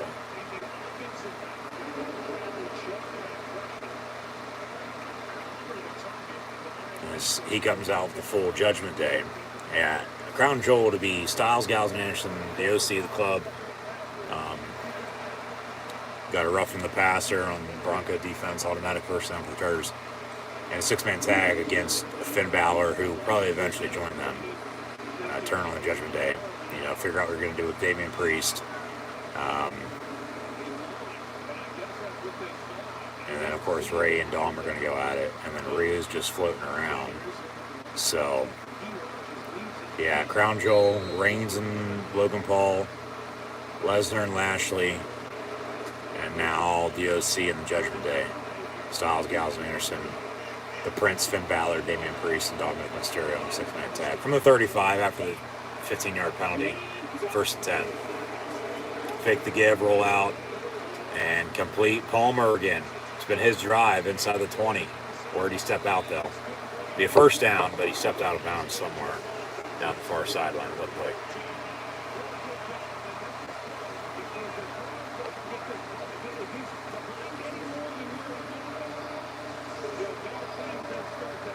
Yeah, it's either incomplete or picked off, or he goes down sack.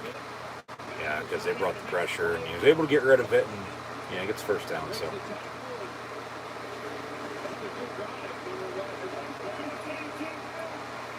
Yeah, they need a touchdown rather than a field goal on this. From the 21, another 1st and 10. So it's balled him out. Handoff, and Sonny Michel to 15. Be 2nd and 4.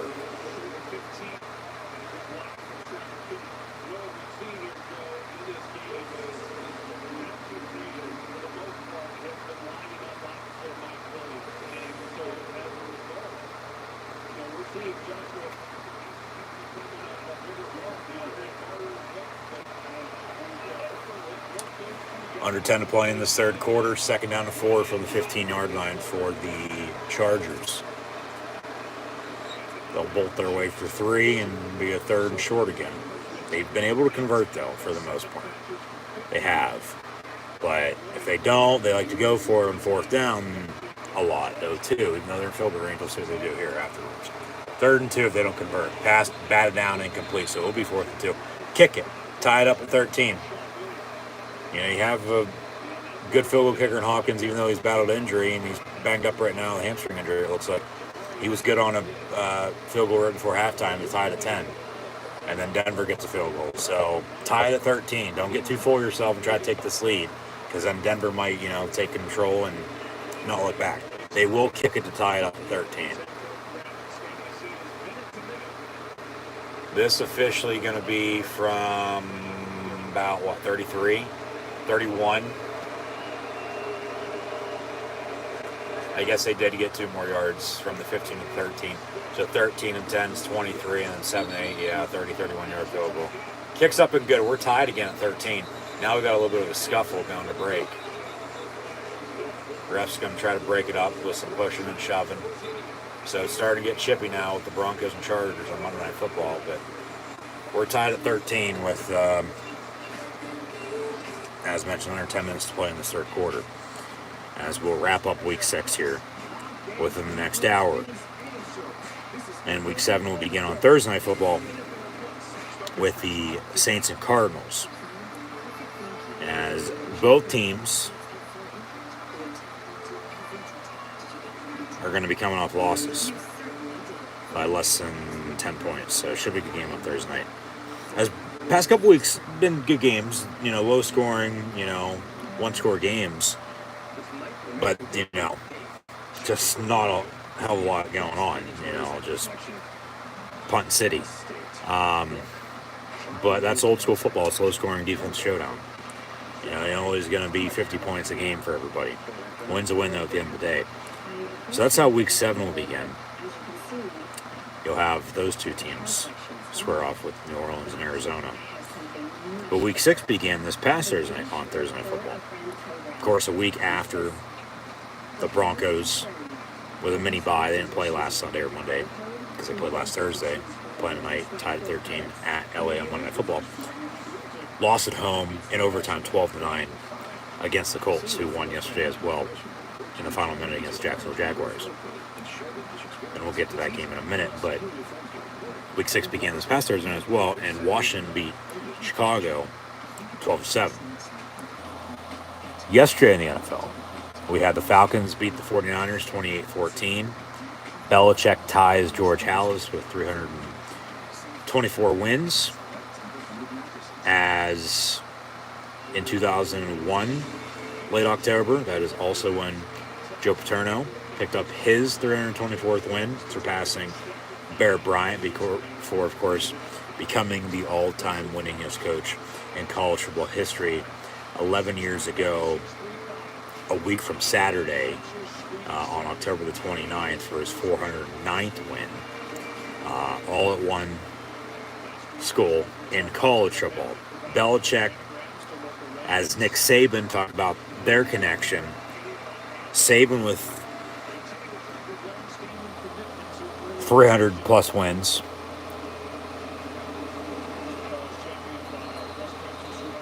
And who knows how much longer he'll be coaching. Both him and Belichick are around the same age.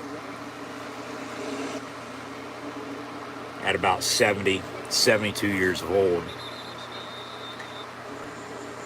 That Saban, his wins came at Toledo, Michigan State, LSU, and now Alabama, of course, after a stint in Miami with the Dolphins in the NFL. 3 years in, did not work. Then he goes to Alabama, and he's been there since 2007. Tennessee just beat Bama for the first time since 2006, so Nick Saban also loses to Tennessee for the first time as the Alabama head coach. But then Belichick, his wins in the NFL came as he tied Halas against his former team in the Browns. The next week on Monday Night Football, going to do it against the Bears, it looks like, against Halas' former team. As the Patriot head coach, Belichick has now 324 wins with a Patriot 38-15 win yesterday in Cleveland.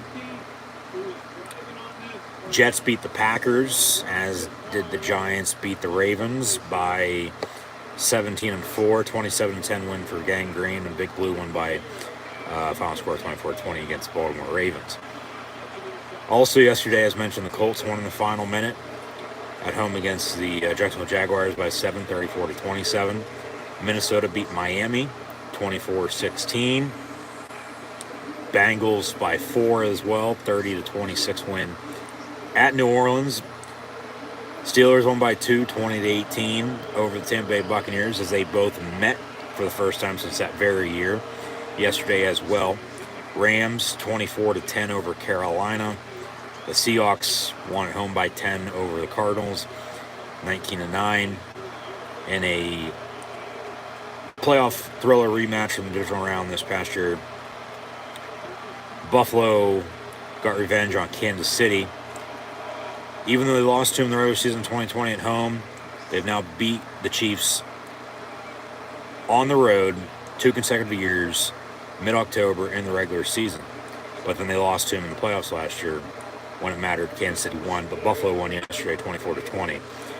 And then Sunday football last night, 3 turnovers cost the Dallas Cowboys as they lose by 9, but those 3 interceptions, the first 2 for the most part, led to 10 Eagle points, and Philly wins 26-17 as the Lions, Titans, Raiders, and Texans were on byes. Next week now, as mentioned in the NFL, we'll have the Saints and Cardinals on Thursday Night Football. Should be a good game. Both teams are 2-4, but should be a damn good game. Like I said earlier, everybody's, for the most part, middle of the pack. They are.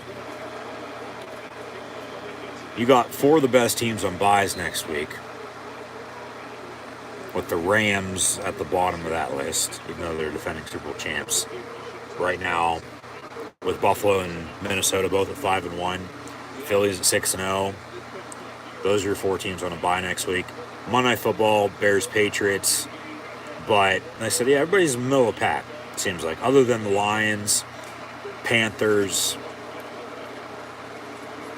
Texans, and Raiders, who all have only 1 win apiece. But Texans and Raiders play each other, so unless they tie and Houston gets 2 ties and then be 1-3-2, somebody's going to win their second game. And then you got a lot of, 2-4 teams, 3-3 teams, 3-2, 4-2 teams. Like, it's week 6. Still a lot of football to be played. But next week in the NFL, well, the Falcons and Bengals, along with the Lions and Cowboys, Dak Prescott should be good to go and make his return against the 2 teams that always play at home on Thanksgiving. Colts, Titans from Music City. The Packers will be in D.C. to take on the Washington Redskins, the football team now known as the Commanders, that play in Landover, Maryland. Bucks, Panthers, Giants, Jaguars. Cleveland going to be in Baltimore, the city that the Browns left for to become the Ravens. And then, of course, re-entered the league as an expansion team. Jets, Broncos, Texans, Raiders, as mentioned. The Seahawks will be in LA taking on the Chargers. So that should be a good game. Super Bowl 54 rematch as well with the Chiefs and 49ers. And then, as mentioned, Monday Night Football will be Bears, Patriots. As Russell Wilson goes down on a sack here tonight on Monday Night Football. Chargers with momentum now. So Denver had, 2 good drives basically, up 10-0. And then allowed LA to come back and tie it at 10. Field goal lead at halftime. Chargers tied again at 13. Down goes Wilson. And the volleyball's just out in the ocean by itself. LA's coming back and they have momentum on their side. They can put it all together. They should be able to, I think, win this game. We'll see. But maybe a roughing the kicker. Running into the punter. Roughing's 15 yards. Running's only 5 yards as Dominic Mysterio does 3 amigos on AJ Styles. But no flag. Broncos punt. And Chargers getting the ball back 1st and 10. And we're tied at 13 here as we near the end of the 3rd quarter on Monday Night Football. But next week, as mentioned, Thursday Night Football will be the Saints and Cardinals. Monday Night Football, Bears, Patriots. But Sunday Night Football will go back to 1972. As that very year, with the Steelers and Dolphins, as Miami will honor and celebrate their 1972 undefeated Super Bowl winning season. The Steelers will also do the same later on in the year, honoring the 50th year anniversary of the Immaculate Reception on Christmas Eve night at home against the Silver and Black Raiders, as they met in the playoffs but Miami ended up winning the Super Bowl. And we'll have that game on Sunday Football next week, and I'll have live watch long reactions, so be sure to tune in. So that's a recap from NFL Week 6, preview for Week 7. We're tied at 13 here on Monday Night Football with the Broncos and Chargers. Update some stats as we near the end of the third quarter here.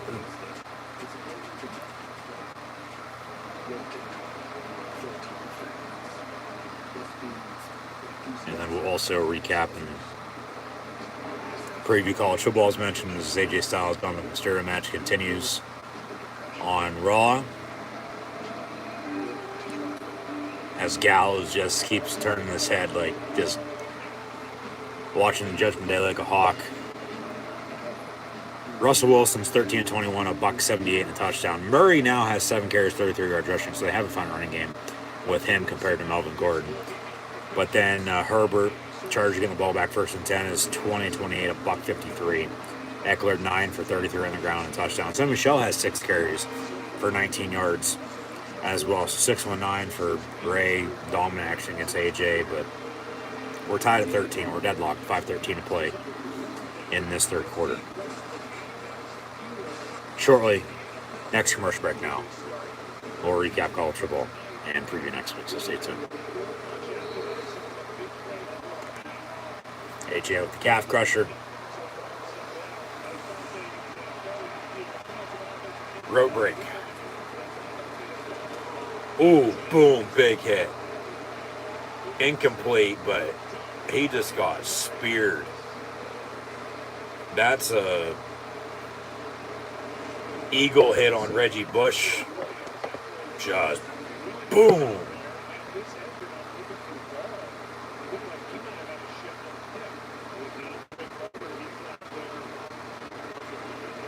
Knew exactly where the ball was going and made a big play, and incomplete, 2nd and 10.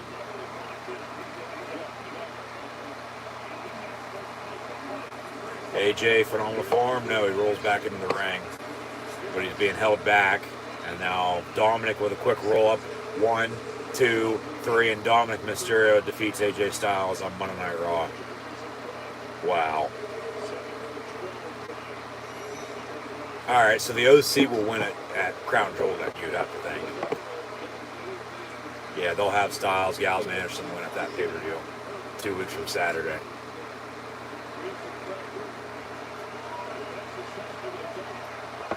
Third down and about 5 for the Chargers.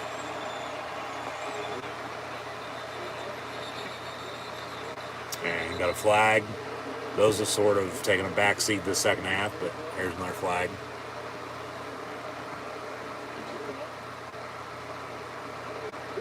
Neutral zone, offside, that's 5 yards, that's automatic first down. They still say third down, it'd be 3rd and inches.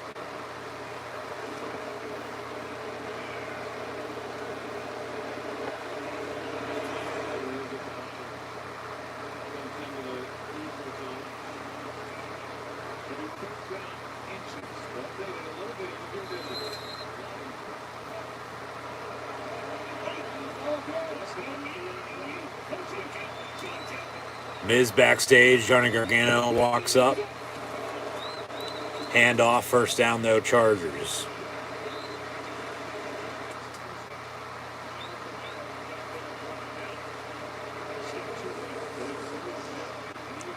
Of course, they're both from Cleveland. The Browns lost yesterday.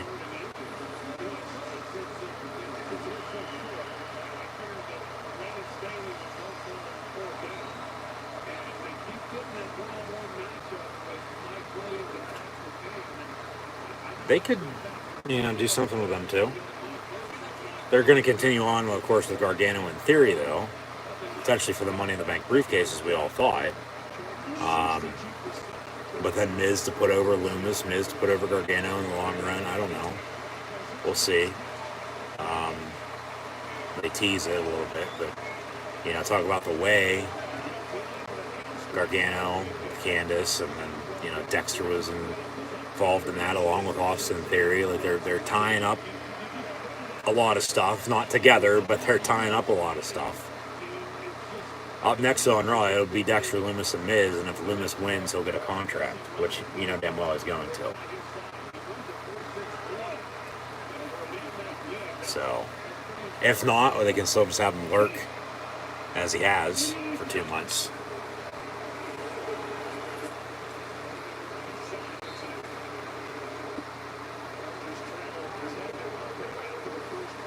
So, commercial break, SmackDown preview again, but up next will be Dexter Lumis and The Miz on Raw, and then the main event still to come with Seth Rollins defending his United States Championship against Matt Riddle. And I believe we still got to walk with Elias as well, because he was supposed to be returning tonight unless they scrap that. But second down for the Chargers. Herbert rolls out, pass caught, and then dropped incomplete. Third down and 7 with 2:13 to play in this third quarter. Tied at 13 still.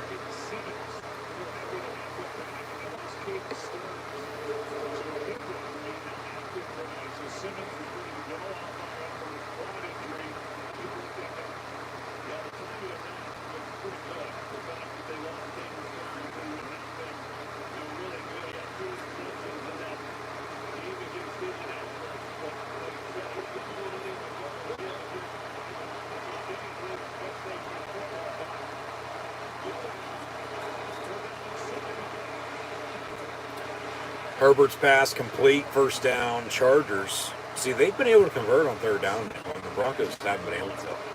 And that might be the difference.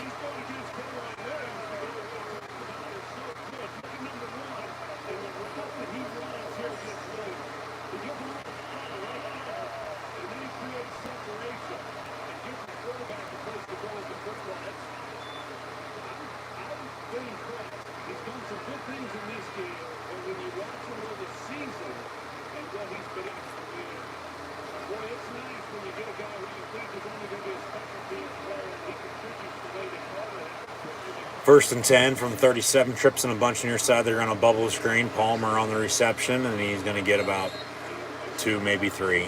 Second down again. And about 7 once again.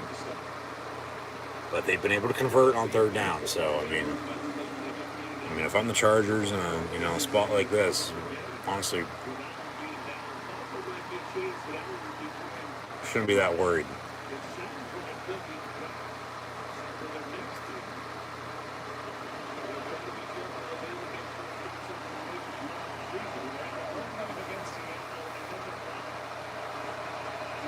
From the 35, Herbert looking for a screen, but just has to throw it deep and nobody's there, incomplete.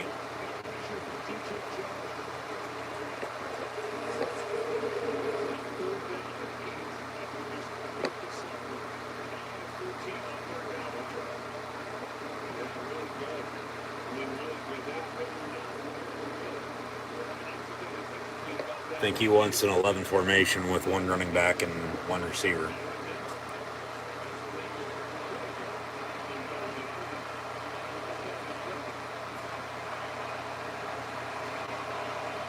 From 35, here we go. Another 3rd and 8. Dump off on a screen. And he's going to be a yard short. They're going to have to kick it again. They don't have to snap it, though, by the end of the quarter if they don't want to, under 40 seconds. I think they're going to line up to go for it, but they'll try to draw him off sides, and then he's got a decision to make to start the 4th to whether kick it or go for it. I'd kick it. I'm going to try to draw him off side, so yeah, clock's rolling there in no fucking hurry.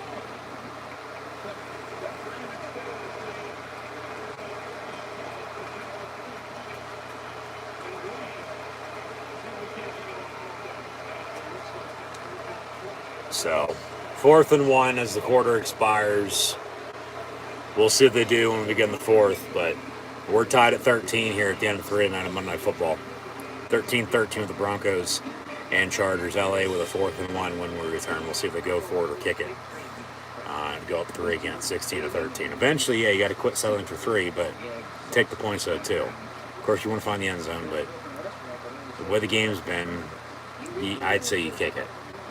And so they give us a raw recap from what's already happened tonight. He's come back from break.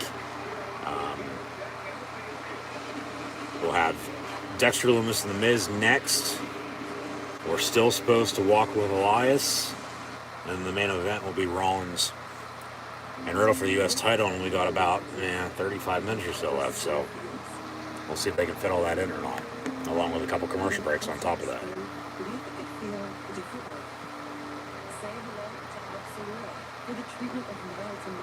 As they show off graphics for WWE Crown Jewels, they're looking to go. Yeah, making, along with, as it was already official, Roman Reigns and Logan Paul for the Universal title. Brock Lesnar, Bobby Lashley's now official for that show. And then also the club taking on the Judgment Day. But here comes the lurker, Dexter Lumis. We'll see if he can paint a picture for Miz and pick up the W tonight on Raw. Talk about cereal. Here comes Lumis, and Miz going to attack him from behind with a steel chair. All right. He's just going to beat him up. They're not going to have a match. Yeah, he just continues to beat him up with a steel chair.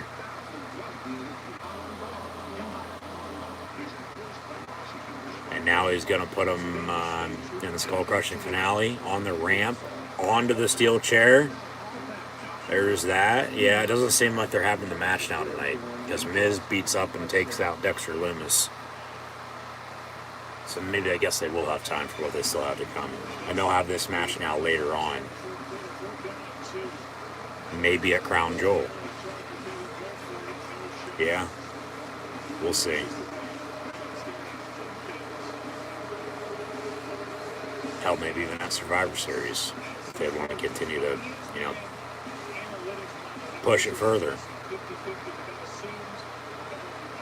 Alright, yeah, so we're not getting a match with Miz and Dexter Lumis. Miz beats him up, and that's that. We're supposed to still walk with Elias, and then also 4th and 2, they go for it, don't get it. Kick the fucking field goal. That's going to cost the Chargers the game right now, because the Broncos are going to, mark my words, respond, drive, and score for the first time since they kicked a field goal going into halftime, because they got shut out in that third quarter. You kick the field goal, you don't go for it there. I don't care what the analytics say. No. I get you've been able to convert on third down, but fourth down, no. You kick it. You don't go for it there. They go for it, don't get it. Chargers are going to deserve to lose now. If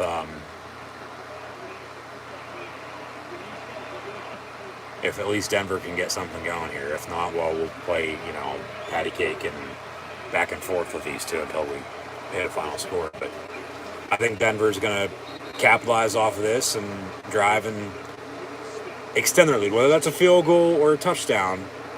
Especially if it's a field goal. Well, the Chargers could have a field goal. We could be tied at 16 then. But then a touchdown, well, then you might look back at it. Well, maybe they should have went for it, but they didn't, and still didn't get it. So, after turner rundowns, and then about a 4-yard run up the middle, got a 2nd and 6 for the Broncos, tied at 13 here, early fourth quarter. Pass complete, Jerry Jeudy, 1st and 10. Denver, as Bayley cuts a promo backstage next week on Raw. We're going to have Bianca Belair and Bayley, but it just seems like it'll be a basic singles match, not a rematch for the Raw Women's title. As there's Elias, otherwise known as Ezekiel. Elias returns on Raw up next. I bet you any money it could be a backstage segment, but it'll be in the ring. They'll have lights to him coming back from break. Hello, I'm Elias. Talk down in the city, and then somebody will come out and beat him the hell up. And yeah, they got some time then to still have the main event with a couple more commercial breaks. So no match with Miz and Lumis, but We're going to walk with Elias up next on Raw. Who could come out and beat him up? That's the question.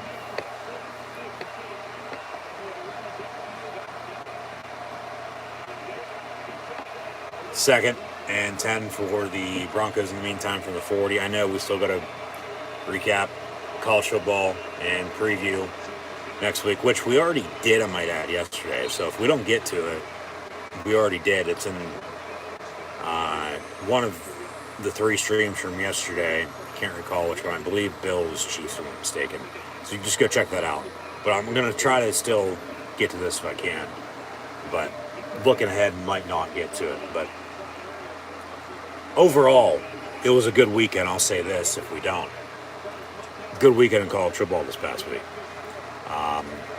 Week 6, I thought, stacked up with week 2 and week 4. So it must be something about the even numbers. So Halloween weekend, watch out. But there's a lot of damn good football this upcoming weekend again in college football. Wilson on a quarterback keeper on 3rd and short, gets the first down with the 41. Now you're in Charger territory, you're tied. You want to work some clock and run the football if you can. 12:42 and counting to play, yeah. Just continue to get first downs. You convert on 3rd down like they've been able to for the most part. But you're going to try to extend your lead unlike them. But no, I thought it was a damn good weekend in college football. And it always is, but we had a lot of good football games this past week, and hopefully the same this upcoming weekend. So I'll leave it at that. If we get to it, we get to it. If we don't, we don't. Already talked about it a little bit yesterday, but actually in full we did. We gave a full recap and a full preview, but plan on doing the same again tonight. But time's just everything else ticking by, and we got a half hour left of Raw and 10 plus minutes of Monday Night Football, tied at 13. So come down to the wire as expected. I'm just trying to think, like I said, who the hell's going to come out and attack Elias?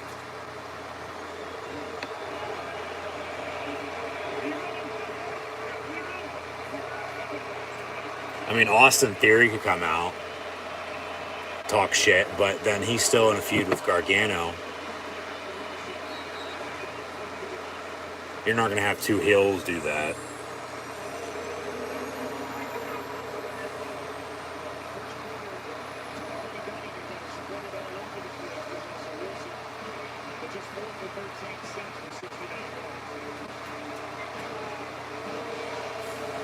I mean, maybe Ciampa. They haven't done anything with him lately. Even Dijak. If they're going to keep him as T-Bar or, rebrand him again.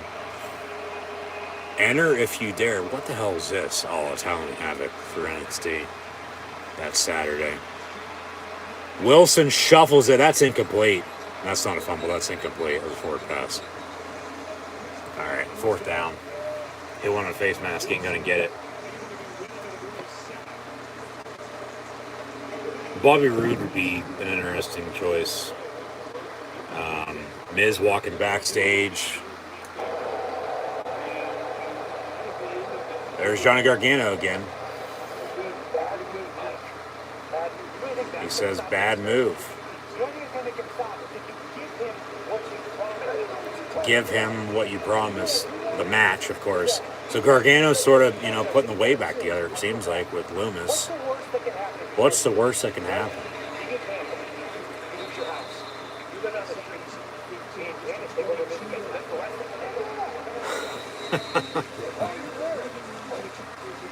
So Denver has to punt. 1st and 10 Chargers when we return. Still 13-13.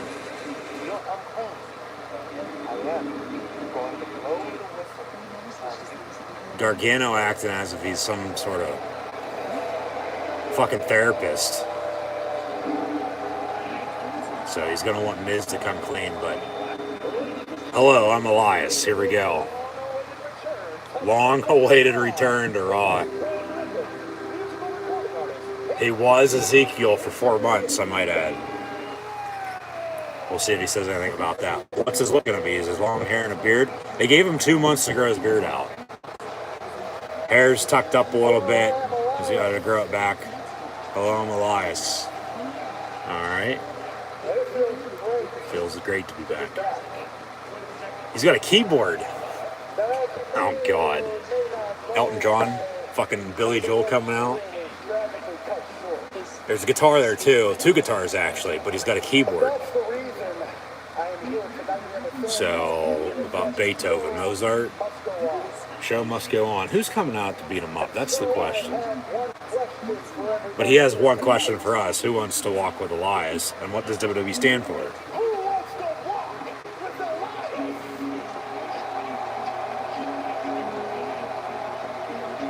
They could have, well, they're doing Strowman and almost. I was going to say one of them. Nakamura. Nakamura would be an interesting choice. Even Jinder. I'd say, I don't know. We'll see what they do. Nakamura was just over in Japan for a funeral. But Elias going to play this on the keys.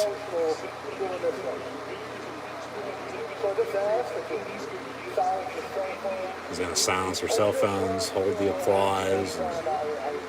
He's going to start playing, and the music's going to hit for somebody. Somebody's coming out. I just don't know who. We'll see. Here he goes. Does he even know how to play a fucking piano? Bro, oh, it's Riddle. All right. So they're not even going to have the Elias segment. He's just going to talk real quick. Here comes Riddle. Oh, he's got bongo drums. Oh, God. Yeah, we're going to have a jam session, Graves. You okay with that? So then Riddle comes out, and then they get him set up for the Rollins match, challenging for the U.S. title. But they're going to, have some fun with it in the meantime. Yeah, here comes Riddle with bongo drums. Holy shit. Interception, so a turnover. Broncos on the return, but then they fumbled on the return, and now the Broncos do recover that, and 1st and 10 Denver at the 30-yard line. 3 timeouts by both teams, 10:28 to play, 1st and 10 Denver.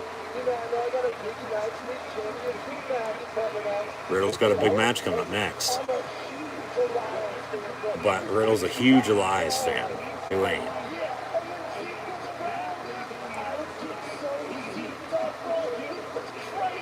He'd get so zeked up when Ezekiel was out there.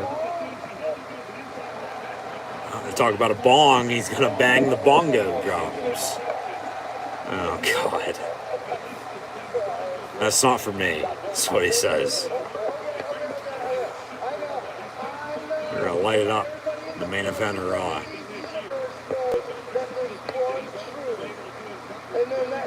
WWE stands for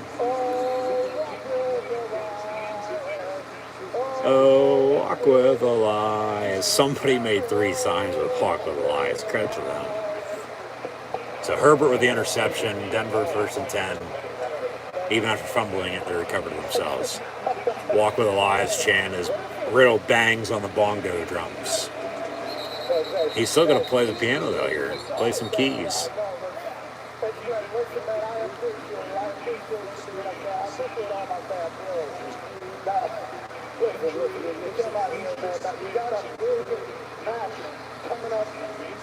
Big match coming up next.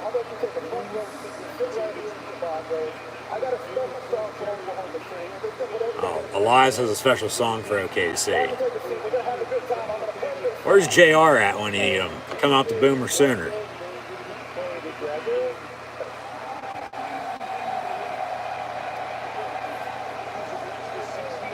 Screen.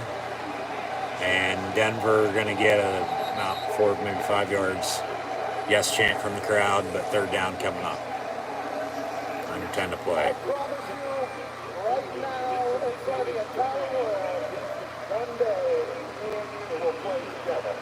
Elias and Riddle, one day, not tonight, but one day, they'll play together, he says.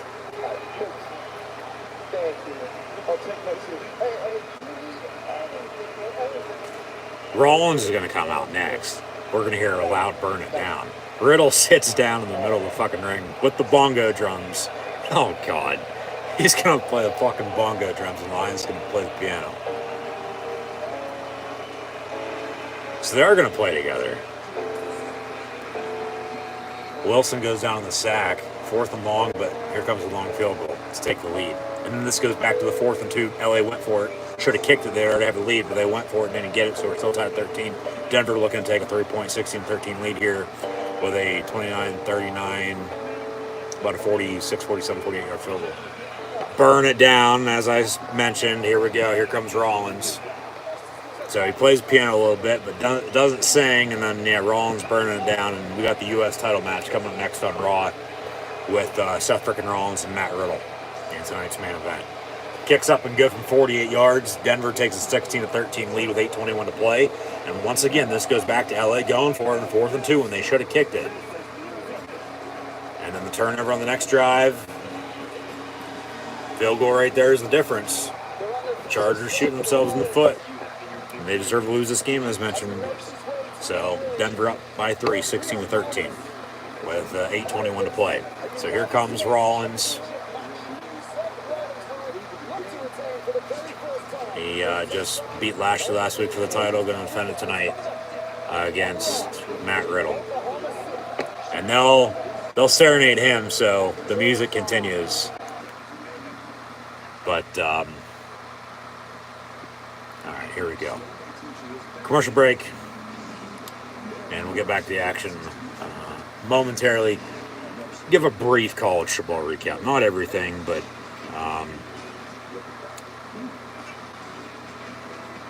last Wednesday, we'll have a college football game up this Wednesday as well, and I believe the rest of the year, if I'm not mistaken, along with some more action. But Louisiana Lafayette beat Marshall 23-13 last Thursday in the Big 12.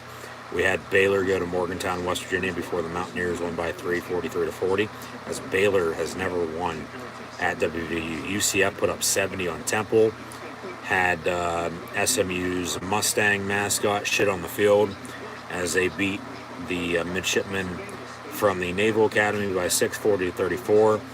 UTSA also won last Friday night over FIU. Georgia shut out Vandy 55-0. Of course, might know by now, Tennessee upset Alabama with a game-winning field goal, 52-49, before they tore down the goalposts and threw it in the Tennessee River. Clemson won at Florida State. Michigan beat Penn State 41-17. Utah by a point at home against USC 43-42. As Arkansas also went to the state of Utah and beat BYU. We had a couple overtime games, double overtime games, a 4 overtime game as well. TCU won in double overtime against Oklahoma State by 3, 43-40. Oklahoma, they won by 10, snapping a 3-game losing streak. 52-42 win against Kansas. Syracuse is 6-0. They won against NC State from upstate New York.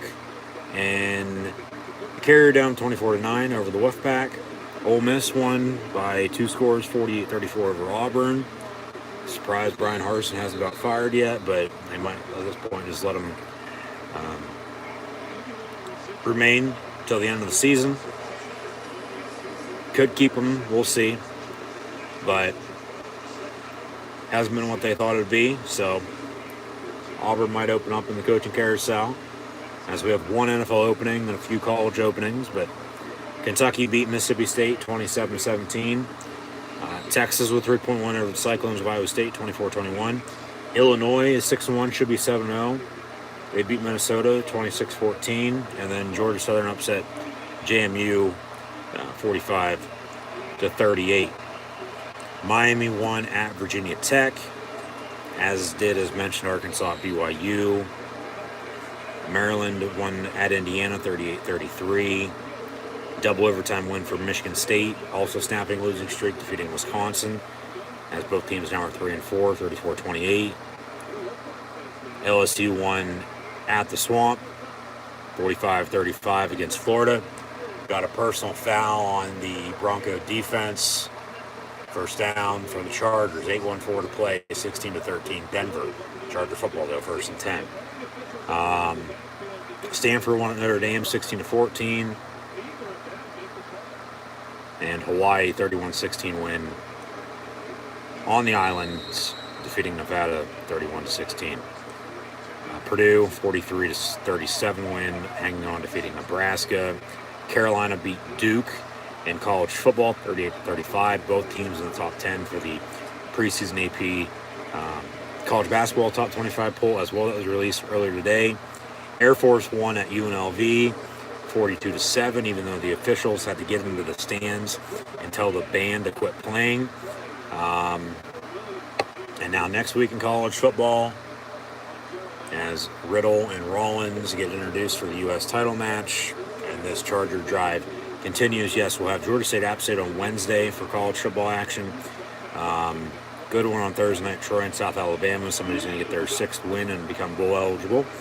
On Saturday, Iowa at Ohio State. Tennessee looking for new field goal posts as they host UT Martin. Syracuse will be at Clemson at noon on ABC. 3:30 on ABC will be Texas Oklahoma State also at 3:30. You'll have UCLA Oregon and Chip Kelly's return. Whiteout from right here in Happy Valley at Penn State with Minnesota and the Nittany Lions. So yeah, ABC and Fox basically all day are going to have 6 damn good games. Iowa, Ohio State, UCLA, Oregon, and then also Kansas State, TCU. ABC has Syracuse, Clemson, Texas, Oklahoma State, and Minnesota, Penn State. ESPN, they have Cincinnati, SMU, which should be a good game, along with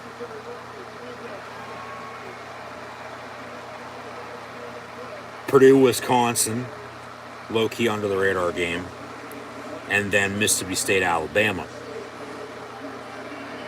before some Pac-12 after dark with Washington and Cal.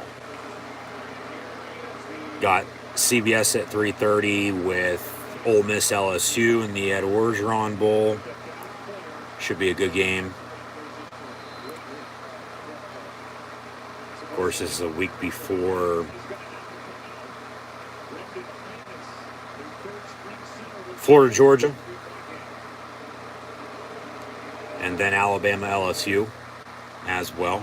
Also this week in college football, you'll have Kansas, Baylor, UNLV at Notre Dame should be a good game. West Virginia, Texas Tech, the same. Memphis will be at Tulane. Marshall, James Madison should be good. Watch out for Northwestern Maryland, too. Arizona State, Stanford. Arkansas State, Louisiana, Lafayette. Fresno State, New Mexico.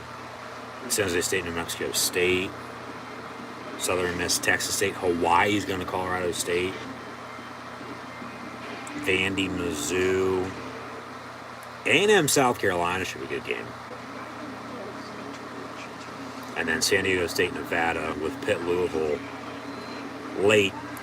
For Minnesota, Penn State live watch long reactions over on YouTube Saturday night. The 4 games we're probably going to have on, no doubt about it, Minnesota, Penn State. With Mississippi State, Alabama, along with Texas A&M, South Carolina, and Boise State Air Force. But then Kansas State, TCU begins a short time later, so probably turn that game on as well. So shaping up on paper, at least, to be another damn good weekend of college football next week. To say the least, from start to finish, top to bottom.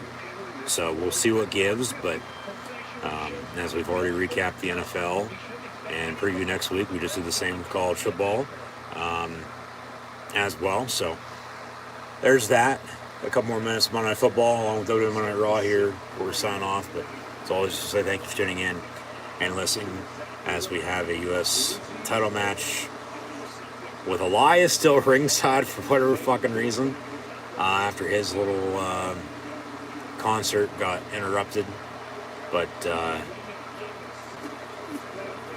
it's Seth Rollins and Matt Riddle for the U.S. title on Monday Night Raw. 6:16 officially and counting to play Monday Night Football. Broncos up 3, 16-13 at the Chargers. As Elias takes out Rollins with a knee, and the ref didn't see it. So Riddle in control right now, as they'll fade to black and take one final commercial break. But Rollins should retain. So, yes, as always, once again, thanks for tuning in and listening. Be sure to like, follow, and subscribe on social media. Links in the description below, and then hopefully you'll tune back in next weekend as well for college football and NFL. Live watch-along reactions over on YouTube with Minnesota, Penn State, and the Steelers and Dolphins. But as mentioned earlier, breaking news, I will in fact have live watch-along reactions tomorrow night as well with AEW Dynamite and WWE NXT, as they'll be head-to-head for the first time in quite a while, potentially the last time in a while. So, wrap up Monday Night Football, Monday Night Raw, and then I'll see everybody tomorrow night. 3rd down and 8. 5:15 and counting to play now. Chargers knocking on the door. I mean, if they had a field goal when they went for it on 4th and 2, field goal extends the lead, touchdown, gives them a touchdown lead. But a field goal now, there's a late flag, going to be on the Denver defense, automatic first down. A field goal now only ties it, and a touchdown now only gives them a 4-point lead, which, okay, Denver would have to score to win rather than a field goal, unless they miss the extra point, and then the field goal will still tie at 19. But, yeah. Spot foul on a DPI, again, automatic first down. Had a ton of penalties tonight. Mostly pass interferences. A few roughing the passers as well. A couple holds, false start. I mean, I think they've called everything in the book tonight, to be honest with you. And Nathaniel Hackett, you gotta be fucking kidding me. It was right call, no doubt about it. It was pass interference, it was PI. Chargers handoff, Eckler, and he gets to the 12 for 3. Got another flag on the play. Probably coming back for a hold, 10 yards, I'll replay it down. Yep. Good God. Throwing a flag literally on every play, as mentioned earlier, if not every other play. They third quarter sort of, went away from them, but late in the game now, they're trying to take over and control the game as much as they can. That's a hold, though. That's a clear hold. It's a penalty. They're calling it.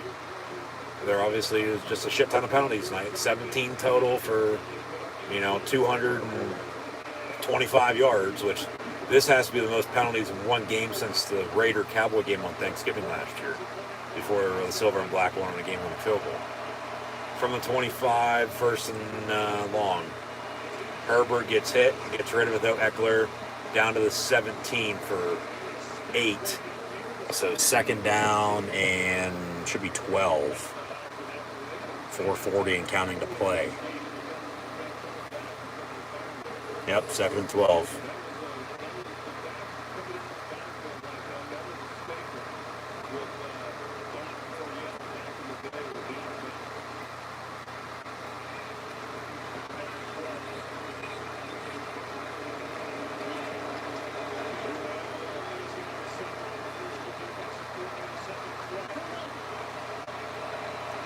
Trips in a bunch near side, near pinfall, but Herbert gets rid of it, incomplete, intended for Eckler. What game or event is going to get over first? We got about 8 minutes to the top of the hour and 4:06 to play. I'd say wrestling, I'd say Raw, because we're going to have a 2-minute warning here. That's odd. Yeah, he's trying to get his leg warmed up. They should have kicked it on 4th and 2 earlier, remember? It'd be tied right now, and a field goal would win. Touchdown would give them a touchdown lead. But a field goal right now only ties, and a touchdown gives them a 4-point lead, and the Broncos would need a touchdown to win it. Unless they missed an extra point, it'd be 19, like I said. All because they didn't go for it on 4th and 2, and that pass incomplete. Here comes 4th and 12 with 4:02 to play, and they got to kick this for sure to tie it up. I hope he fucking misses. I do.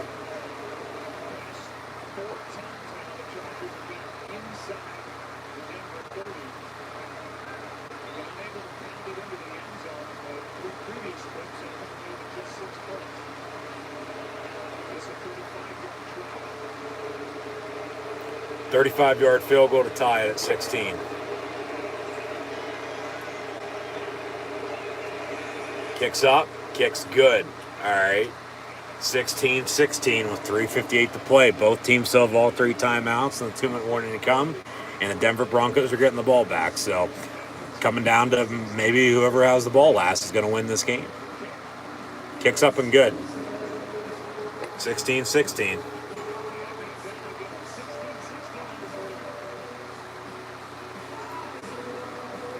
Riddle with a whatever the hell that was off the top rope. Looked like a moonsault, but didn't look like he got all of it. And then he picks up Rollins, powerbomb though. Rollins reverses it into a pedigree, and then they roll each other up. 1, 2, kick out. And then a big forearm DDT or neck breaker, but then Riddle now with a knee.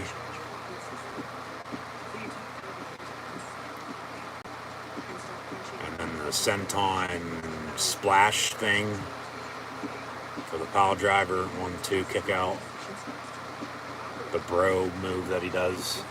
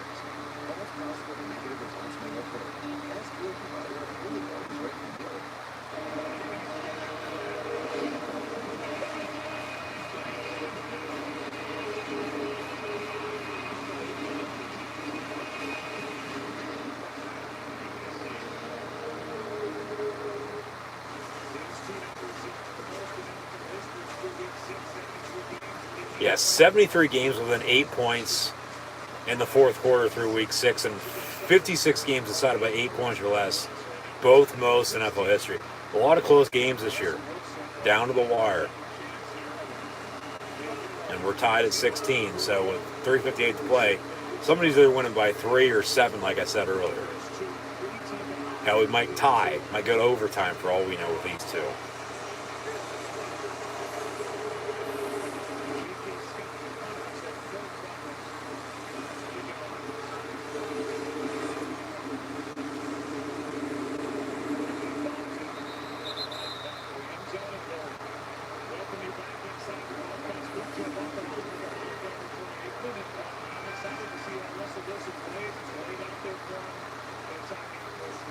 Yeah, for sure. And then it's died off. Yeah. What are they made of?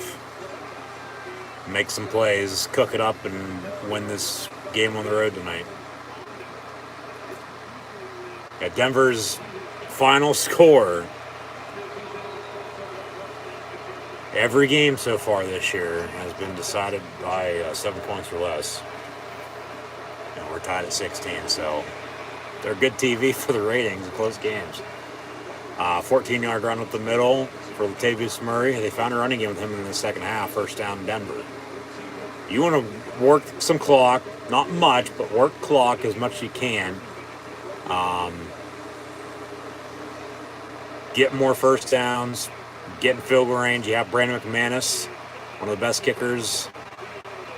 And, hell, if not, score a touchdown and win this thing and make sure they don't get the ball back. Handoff, Murray to the 43 for 4, 2nd and 6. Elias still looking on ringside. As this Rollins Riddle match continues. 2nd and 6-0 for the Broncos. 3:03 and counting to play. Thanks for tuning in and listening. Run the ball, work clock, get first downs, get in field range, kick it, score a touchdown, win this thing. Super kick from Rollins to Elias ringside, but then Riddle on the ring apron with a kick to Seth. And now going to roll him back into the ring. Out of the gun, Wilson from the 43.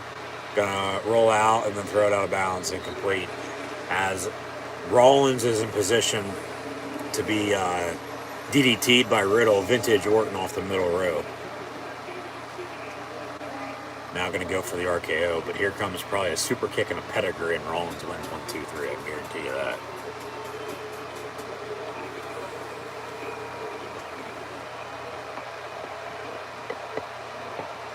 RKO, nope.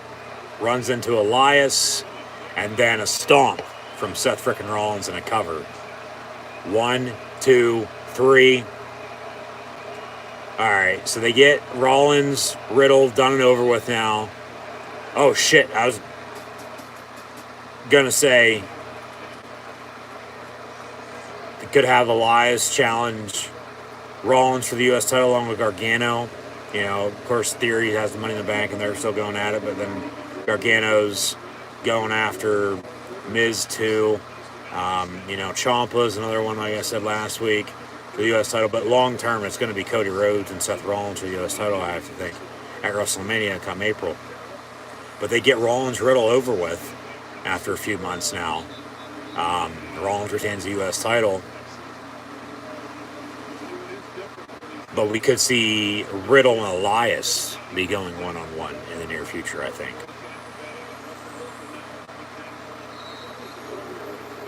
Riddle as your face, Elias as your heel, even though they sort of work together tonight. Rollins going to go for another stomp on Riddle on top of the U.S. title as well. Somebody going to come out. There's a spear. Who the fuck's that? Oh, Mustafa Ali. That's right, from earlier. They're going to go that route for the time being, so... Russell Wilson goes down the sack, 4th and long after Denver timeout. Chargers are going to take this 2-minute warning, make Denver punt, get the ball back, and Herbert's going to need to get the LA offense into field goal range for a game-winning field goal, let alone a game-winning touchdown.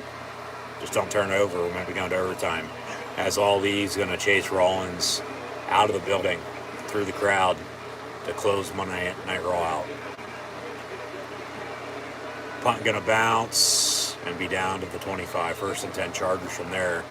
With 1:51 officially to play at the 2-minute warning. So they're not going to add those 9 seconds back. Normally, 2-minute warnings at the lowest, like 1:58. 1:51 and 2-minute warning is probably the lowest I've ever seen it. But it's Charger ball, 1st and 10 at the 25-yard line. 16-16. Remember, they already be up 3 if they would have kicked them on 4th and 2 and take a couple of kneel downs and make Broncos call their timeouts and the game's over. You don't have to get in field goal range right now. But they've been able to drive. They've been able to convert on 3rd down. Chargers now, 1st and 10 for 25, 3 timeouts, 2-minute warning, 1:51 to play. And just need to get in field goal range for Hopkins to kick it.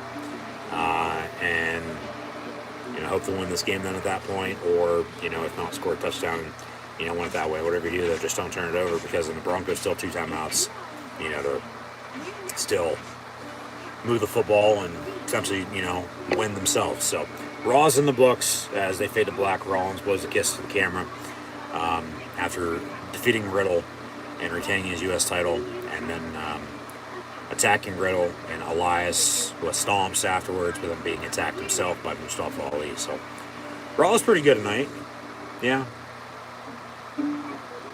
They're continuing to build towards Crown Jewel. That'll be 2 weeks from Saturday. And I'll have, as mentioned before, live watch along reactions over YouTube of that. I just don't know exactly when. It won't be live, I can guarantee you that, though. It'll be later on that night. It's all just going to depend, once again, on the kick time for Penn State, Indiana that day in college football. So, from now until then, though, I'll live watch along reactions tomorrow night. AEW and WWE NXT.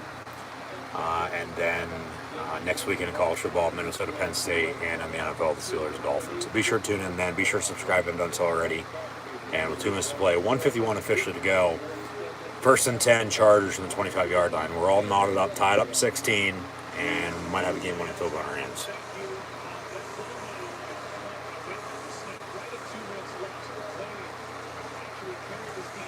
Yep. Like I said, 151 for the 2-minute warning is probably the lowest I can ever remember, and I've been watching football for a long ass time. You know, that it's been down that low 2-minute warning. It's normally 156 to 158. 151, that's another 5 seconds on top of that. That's 9 seconds for the 2-minute warning. You know, that 9 seconds, we'll see how much it comes into play. But Chargers still have all 3 timeouts. Needing 75 yards for a touchdown on $1.51, and, you know, they've been able to drive. They should be able to get in field goal range, I think. Herbert looking to throw. He gets sacked. Shuffles it. They blow it dead. No, they're going to play it out, and very lucky. Eckler gets about a half a yard. Wow. If they would have blew that dead, he would have lost a good 5-8 yards on a sack, and it'd be 2nd and long. But it's still 2nd and 10 from the 25. So minute 28 and counting. So got 3 timeouts. They're looking for a screen, hit Eckler, but he's only going to get 4 yards. So 3rd and 6. Now Denver with 2 timeouts might want to call both of them on 3rd down and 4th down to make them punt and get the ball back, and then you can get in field goal range. Use sideline to, you know, potentially win this game on a game-winning field goal, unless you just want to take it to overtime again. Herbert over the middle, caught and dives for the 1st down, and he gets it. So Denver's going to let this clock run now. LA has 3 timeouts. They're in no hurry to call any of them, though. Clock's rolling, 50 seconds. 1st and 10.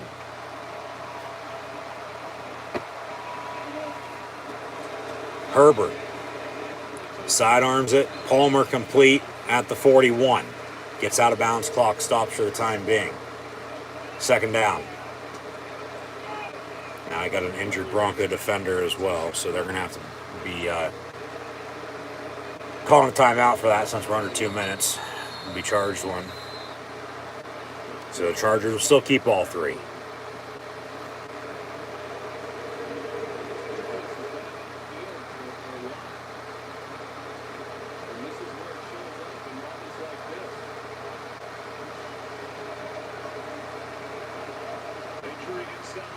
Yep. Thank you.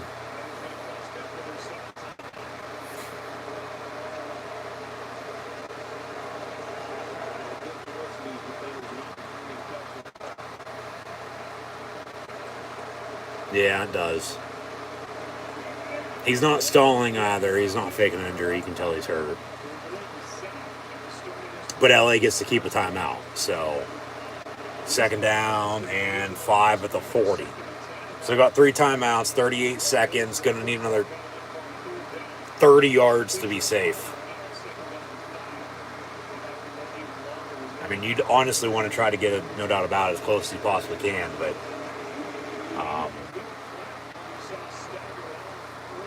30 yards from the 40 to the 50, another 20 to the 30. You know, make it a 47, 48-yard field goal for the win. That's where you'd really want to be at. I mean, really anywhere inside 35. But if you could score a touchdown, you know, so be it. That's even better. Win's a win at the end of the day for whoever wins. So, LA just has to get in field goal range here.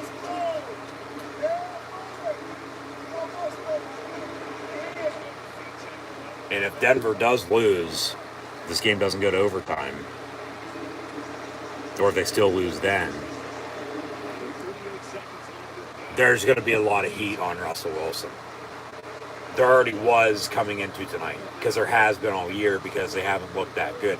They looked good early, but then, you know, they stalled. They faded away and allowed the Chargers to come back. But he doesn't play defense, though. But their offense really wasn't doing much. Their defense was on the field, and the Chargers come back and, you know, take it for what it's worth. But, you know, offense, yes, scores your points. Defense wins the championships. They're another close game. But, you know, with as good of a quarterback he is, they were starting to click. But then, you know, they just disappeared, it seemed like, again. And Chargers came back once again, and there's going to be a lot of heat on Russell Wilson after tonight if they lose. If they win, there still will be. It just won't be as much because when you win, that's all anybody cares about. When you lose, though, there's been a few dumpsters on fire in Denver first 5-6 weeks of the year. You can probably add another if they lose. So from the 40, got a 2nd and 5. 38 seconds. They still got 3 timeouts.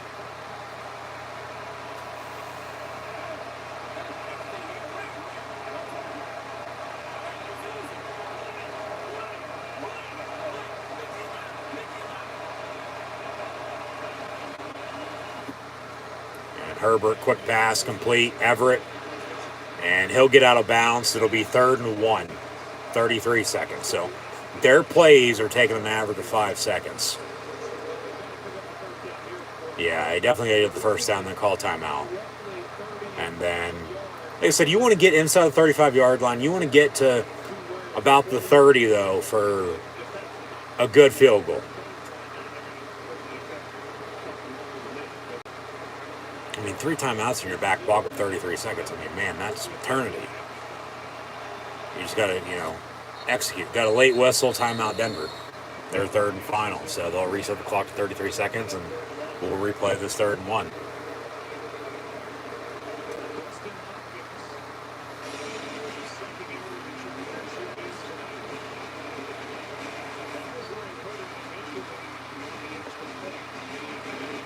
Okay, he got hurt on the extra point, and then he's had 3 field goals since. From 7 to 10, 10 to 13, and 13 to 16. And now potentially the game winner. They can get him in field goal range.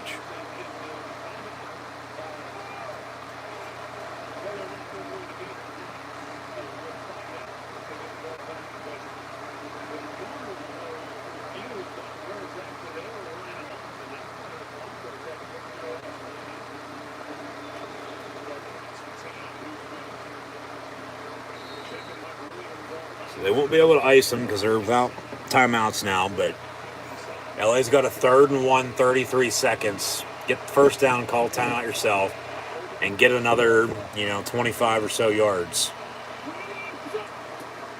And then kick it. Herbert all day to throw, and then it'll be caught, but he's going to lose a yard. Be 4th and 2. I mean, at this point, if I'm LA, you could call timeout and heave it. I mean, they're not calling a timeout now, but they don't want to give them time, though. 4th and 1, call timeout here, you heave it for a Hail Mary. Or they might even just let the fucking clock run out and go to overtime, which I don't know why you would. Timeout with 3 seconds, even though the clock expires. Timeout charge with 3 seconds. And they're going to heave it. That play was on Justin Herbert because he had all day and he fucking ran around when he didn't need to. But nobody was open. Good defense by Denver. And then they lose a yard. And they don't want to call a timeout then because it's 4th down, to punt, give them time then to, drive on you if you don't convert. Because you sure as hell ain't going for it then. Similar situation as what they were in last week. But you got to throw a Hail Mary now. They say 1 second. 1 second, 4th and 1. Here comes the Chargers with Hail Mary, and if they don't get it, we're going to overtime on Monday Night Football.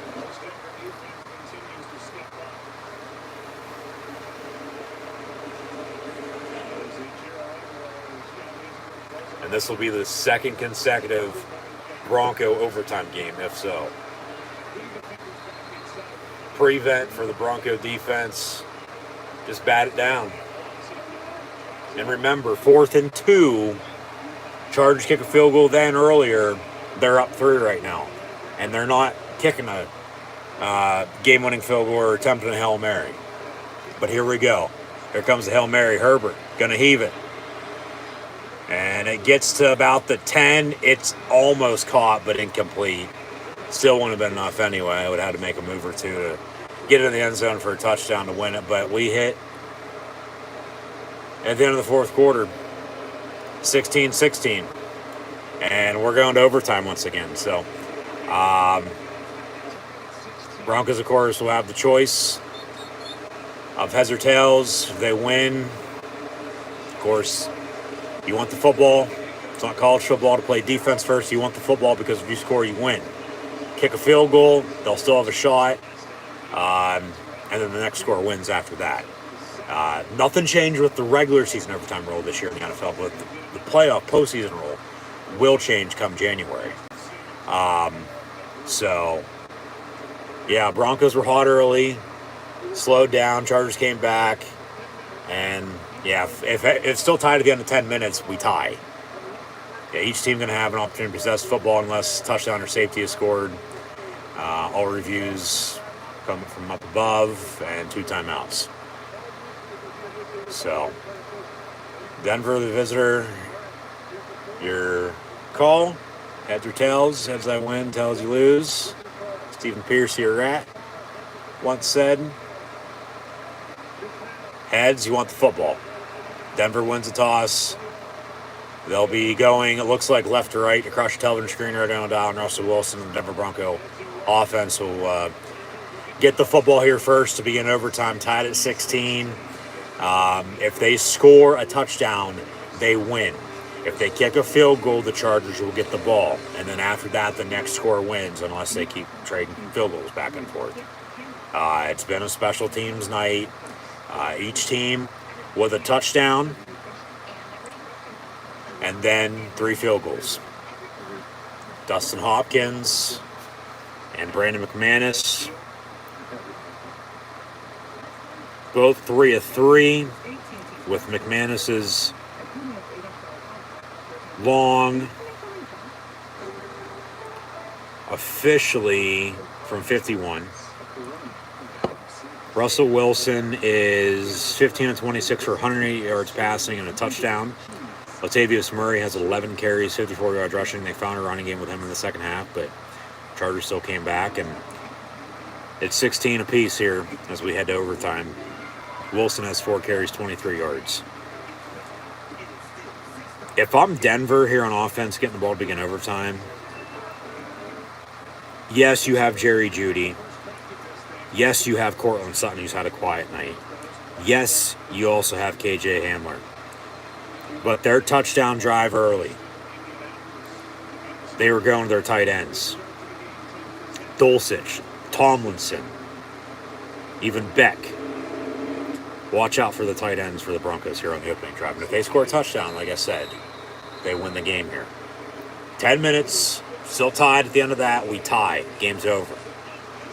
Broncos in overtime for the second consecutive week. They lost in overtime against the Colts 12-9.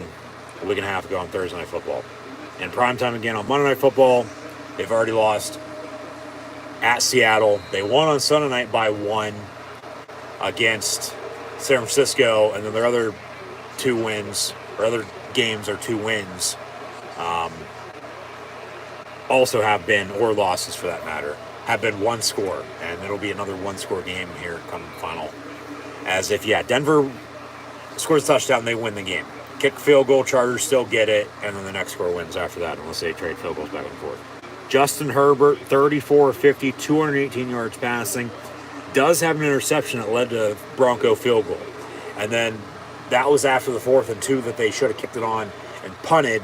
They have that field goal then. We're not in overtime right now. They would have already won if everything else goes the way it did. But 16-16. Hopkins 3-3 on field goals as well with a long of 37. But Broncos win with a touchdown here. Kick field goal, Chargers get the ball. But 3rd down and short coming up for Denver. And if they have to punt, then the next score wins the game if the Chargers can get field goal range, let alone score a touchdown. Or a defensive score at that point, even a safety. 3rd and 1 with 9:03 and counting to play. 16-16, Broncos, Chargers on Monday Night Football. And thanks for tuning in and listening. As always, I'm your host, Encyclopedia Sports, Quinn, Luke 96. Be sure to like, follow, and subscribe to social media. Links in the description below. 3rd and 1. Wilson in the gun, left to right. Running back Murray to his right. Jeudy, Hamler, and Sutton, your receivers. And it'll be caught by Hamler at midfield. They say incomplete, but then it's a catch. No, it's incomplete. 4th and 1.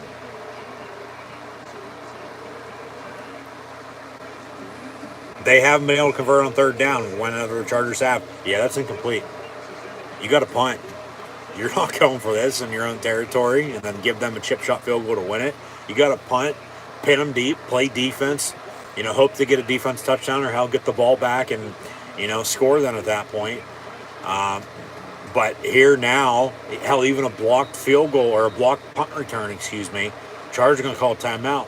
Blocked field goal, once again, blocked punt return for a touchdown. It's been a field goal night. And field goal, touchdown, defense score here, blocked, punt return, third time charm, finally do get it right. Next score is going to win this game. So we'll see what it gives. As always, I'm sure something will, but next score will win the game.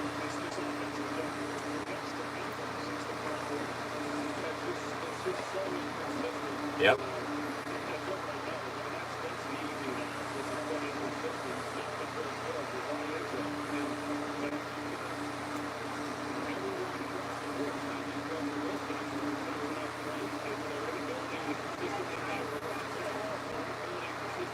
Yep. Troy's right.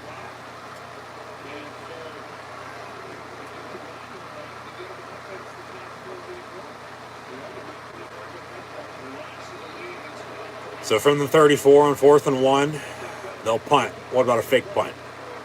They won it. No way. Waitman gets it up and away. And a big booming punt fielded at the 9. So they flip the field, and Chargers 1st and 10 at the 20 as they take out some spectators on the sideline. But it'll be 1st and 10 Chargers from the 19 officially. They've got an injured Bronco on the sideline. At least he's on the Denver Broncos sideline. They'll attend to him. They can continue to play, but I feel like they'll attend to him, and then we'll get back to the game here in a minute. Yeah, he just ran into somebody holding a bunch of fucking papers. So those went flying. So 1st and 10, Chargers from the 19 when, we return here with the next score winning the game. Next score wins. 1st and 10, Chargers. We will play on. From the 22 now, 2nd and 7. Got a flag on the play, probably a 10-yard holding. They'll replay down 1st and 20. Half the distance. Or 10 yards. Back to the 9. So 1st and 20. Yeah, how about a defensive touchdown, let alone a safety to win this game for the Denver defense now? Yeah, that's a good call. It opened the hole up for 3. Yeah, that's a hold. That's a ton of penalties tonight, to say the least. A lot of holds and a lot of pass interferences. Back of the 9, 1st and 19 officially, they say, for the Chargers. 16-16 with 8:08 and counting to play in overtime. Complete. And to the 15-yard line they go. It'll be 2nd and, 13? 2nd and 14.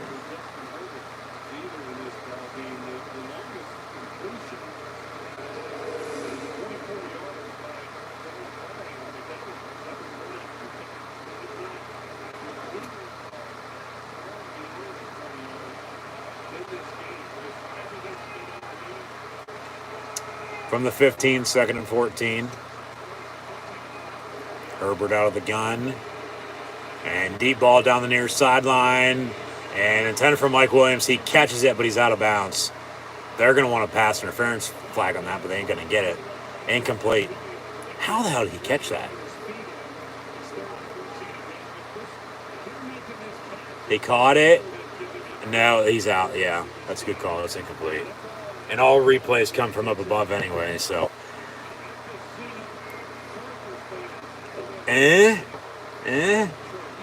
That's close.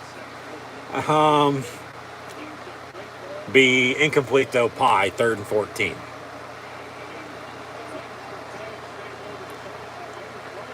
From the 15, next score still wins game, empty set. Herbert. Voids a sack, gets rid of it, incomplete, so they'll punt. So Denver getting the ball back. Next score still winning the game. Oh, God. Here we go. Here we go again. Jesus Christ. Will somebody fucking win this game?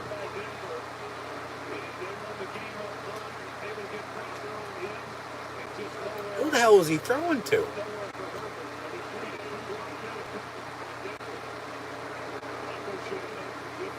Yeah, they should end up with good field position. Just don't muff the punt like they did earlier. Fair catch at the 31. That was close, too.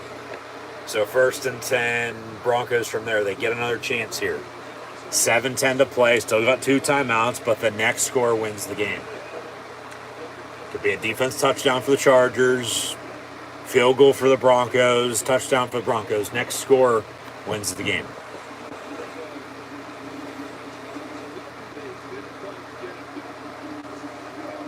"11 days hasn't got it done. 6 weeks hasn't got it done for the Broncos. They're still the same old team. Another 1-score game and another overtime game.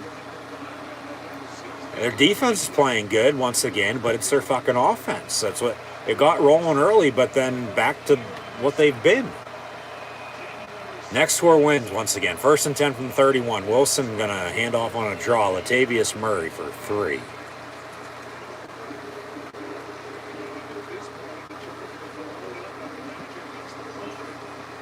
McManus' career long 61 yards. And guess where it was? Last year against the Chargers in LA. He has a 51-yarder tonight. They got to get him to the 44, they say. Still want to be a little closer. But 2nd down and 8 officially from the 33 after 2-yard game.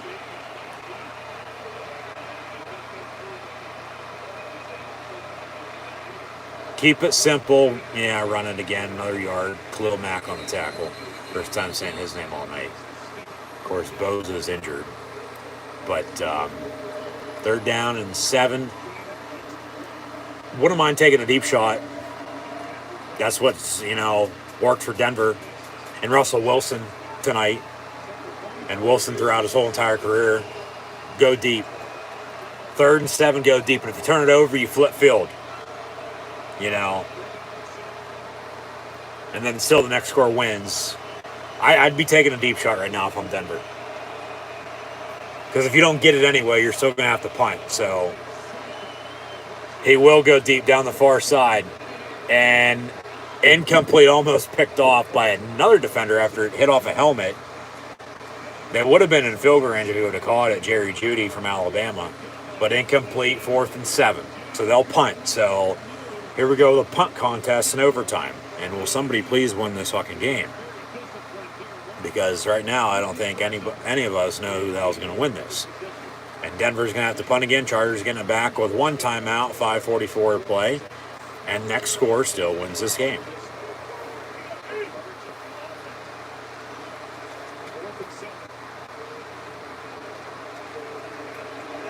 Fucking beach ball in the crowd. What is this, a wrestling show? Fair catch at the 20. He doesn't call for that fair catch. He gets drilled right there. They're going to play on. No commercial breaks in overtime. 5:36 to play. 1st and 10 Chargers. Next score wins the game still. Whether that's a Charger field goal, Charger touchdown, Bronco defensive touchdown, safety, Who's going to win this game? Let me know in the comments below. But next score wins the game. 1st and 10 Chargers from the, guess where, 19-yard line again, just like they started their last drive. And they had to punt, I might add. So 3 punts in overtime in less than 5 minutes. So these defenses are stepping up. What defense is going to bend, doesn't break? They bring pressure. It's deflected. Oh, incomplete. Almost picked off. He would have walked in. Touchdown, too, on a defensive pick 6. Continue to bring that pressure. Get a strip sack on him next. Way to get the hands up and bat it down. Deflect it, and good defensive play. So 2nd down and 10. Next score still wins the game from the 19. Herbert gets a snap, gonna step up and finds a man. He fumbled it. That's a catch. He took more than 2 steps. They say incomplete. All replays come from up above. They say incomplete on the field. So of course, they have to find an inspector video and return it. Slants caught. 1, 2, and no, that's incomplete. All right. Yeah, that is incomplete. But 1, he didn't control and possess it before it got knocked out. They could say fumble, but they said incomplete on the field. So, I mean, if they challenge it in regulation, that could get overturned. But all replays from up above, they're going to play on. They say incomplete, so no indisputed evidence to overturn it anyway. 3rd and 10 from the 19. False start, make it 3rd and 15, back of the 14 with 5:27 to play. Jesus Christ, I think we've had about a total of 20 penalties tonight for almost 250 yards. Make it 3rd and 15 after the false start. Next score still wins the game. We've already had 1 tie this year. It was week 1. Almost had 2 games end in a tie week 1 with the same exact score, but the Steelers did beat the Bengals 23-20 and then picked up their second win after a 4-game losing streak yesterday. 3rd and 15 Chargers from the 14. And the Broncos were in overtime last week at home against the Colts. That game almost ended in a tie as well. Colts won at 12-9, but 3rd and 15, make it 4th down and 9, and guess who's going to have to punt again? It ain't the Broncos because they've already punted twice. It's going to be the Chargers again because now they're going to punt twice. And still, the next score wins this game. The Broncos getting it back. It's going to be 1st and 10. Don't muff the punt like they already done earlier. Under 5 to play. Punt up and away. Fair catch. Runs into his own defender. Oh, my God. Fumble, Chargers football at the 28. You got to be kidding me. Just fucking stupid. What did I say at the start? Whoever plays a less stupider game is going to win this game. And then special teams with a touchdown by both teams and 3 field goals apiece. Special teams late on a punt return. He calls for a fair catch. He muffed a punt earlier, but his own defender he got blocked in. That's a penalty. You can't. Yeah, he didn't bump into him. He got pushed into him. And he called for a fair catch, and that's a fumble. That should be Bronco football 1st and 10 at the 32, not Charger ball. That's kick-catch interference, exactly. He called for a fair catch, got pushed into him by his own defender, not run into. I see a replay there, but it's still 1st and 10 Chargers, it looks like. Yeah, next score wins the game, and they're in field goal range. If I'm Denver, I'm livid right now. 1st and 10 from the 28, but what can he do? You know, other than stop them and then, make sure they miss the field goal, block it. And down to Hopkins, who's, had a pulled hamstring all night, yet still made an extra point, 3 fucking field goals with a long of 37. From here, it's going to be 40 plus, but here we go. 2nd down and 9. Make it 2nd and 11, excuse me. They lost the yard, not gained a yard. From the 29, 2nd and 11. Get 3 runs in. They'll toss it. Eckler. He's going to lose another yard back to the 30. So 3rd and 12. Clock's going to roll. 3:58 counting to play. So from the 30, it'll be about a 47, 48 yarder. They'll run it again and then kick it. And then Denver to call their timeouts. 3:42, 3:41, 3:40 and counting. 2-minute warning still to come if we get there. But next score wins the game. And a special teams error going to cost them. Even though, kick-catch interference, he was pushed in. Oh, that would have been a big sack. But caught by Mike Williams with the 21. And 21-31, about a 39, 40-yard field goal. Wind the clock, kick it, and win the game.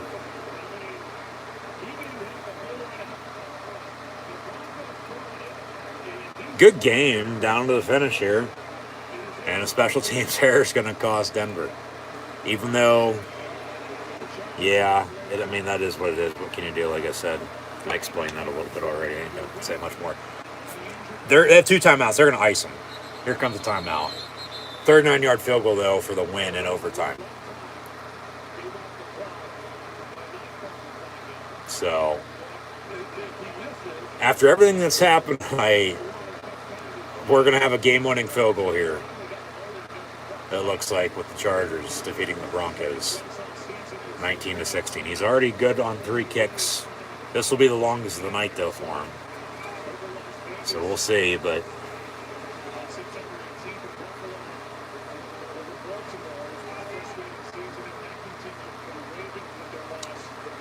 here we go.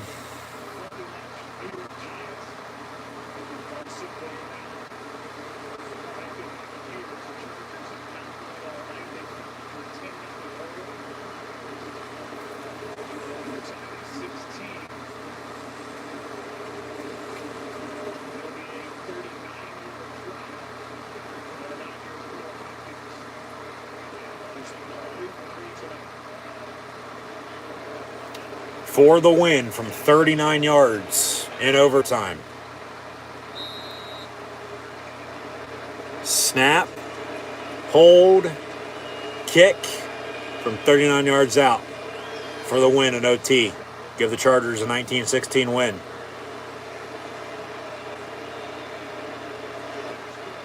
Kicks up and good. Chargers win in overtime over the Broncos 19-16. Wow. Special teams night. 7 field goals. 2 total touchdowns. Denver was up 10-0. And then get beat 19-6 basically since. As they led 13-10 at halftime and then a field goal in the second half. And they lose and fall to 2-4. Chargers 4-2. And LA wins it 19-16 on Monday Night Football in overtime on a game-winning field goal. So, good game. Didn't know who's going to win it a few points and times, but the Broncos are going to ride back to Denver with a loss. And the heat's going to continue to come for Russell Wilson, rightfully so, because their defense is good, but their offense is complete fucking shit. And it's been 6 weeks. But they started to click early, but then, like, they just disappeared again. Like, they're nowhere to be found. They went AWOL. And then their defense, allowed the Chargers to come back. And, yeah, what's he going to say now? Because even all the positivity, like, you're not fucking winning. You're losing. They need to find a way to win these close games.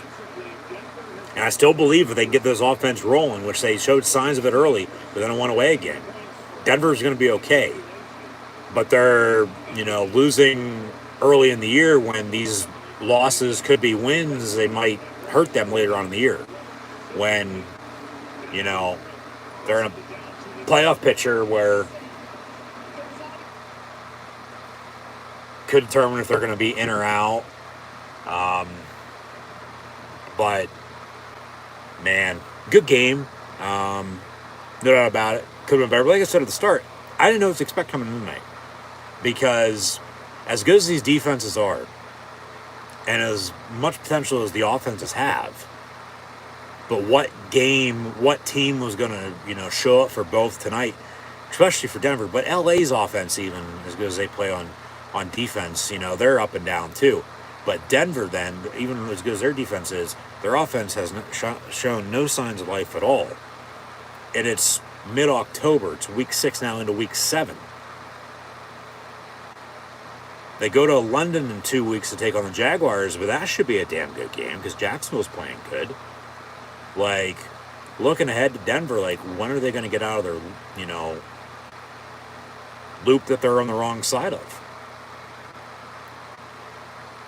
They have the potential still, but they're just, man, they can't find a way to win these close games, and their offense is piss poor.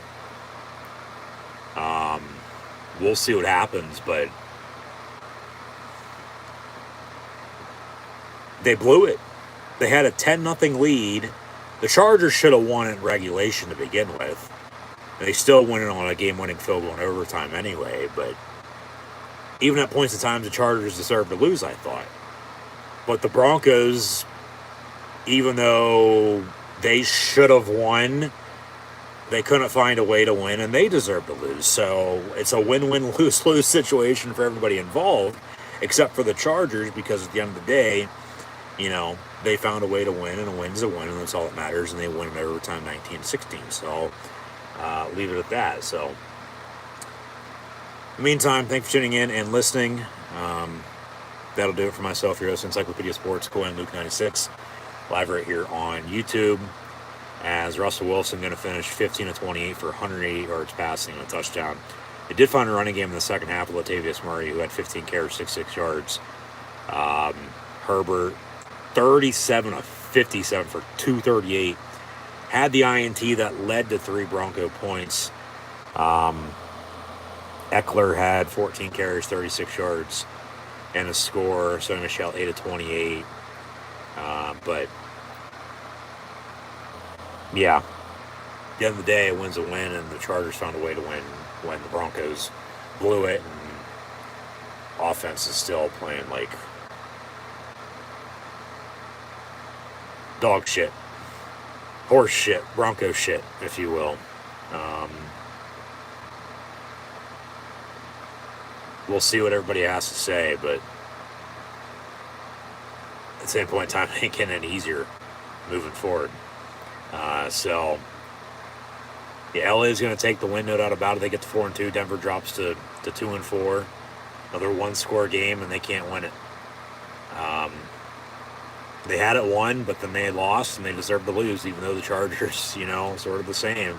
They found a way to win, and they won in overtime on a game-winning field goal, because special teams tonight was key. You always got to rely on your special teams, as I always say. So, kicks up and good, and the Chargers win at 19-16, but yes, in the meantime, once again, that'll do it for myself, your host, Encyclopedia Sports, Coin Luke 96. Once again, thanks for tuning in and listening. Be sure to like, follow, and subscribe on social media. Links in the description below. Super now tomorrow night for AEW Dynamite, WWE NXT Live. Watch all interactions, along with next week in college football from Minnesota, Penn State on Saturday Night Football from the Whiteout right here in Happy Valley, and then next Sunday night for NFL Sunday Night Football with the Pittsburgh Steelers and Miami Dolphins, as we'll go back in time 50 years, 1972 for that game. And then, of course, get into Halloween weekend into late October. Into November, as we're in the thick of it here during football season. As baseball playoffs roll on, hockey started last week, basketball starts this week. Raw was pretty good tonight as well for professional wrestling, but they'll continue to build towards Crown Jewel. But in the meantime, on Monday Night Football in overtime, the Chargers win it 19-16 over the Broncos. So once again, thanks for tuning in and listening. Be sure to like, follow, and subscribe on social media. Links in the description below. And I'll see everybody when I see you. More live watch-along reactions, of course, whether it be in college football, the NFL, professional wrestling, live or on YouTube. Then I'll see you then. Beginning tomorrow night, continuing with AEW Dynamite and WWE NXT, and then next weekend with more college football and NFL live watch-along reactions. So, once again, Chargers won it in overtime, 19-16 over the Broncos.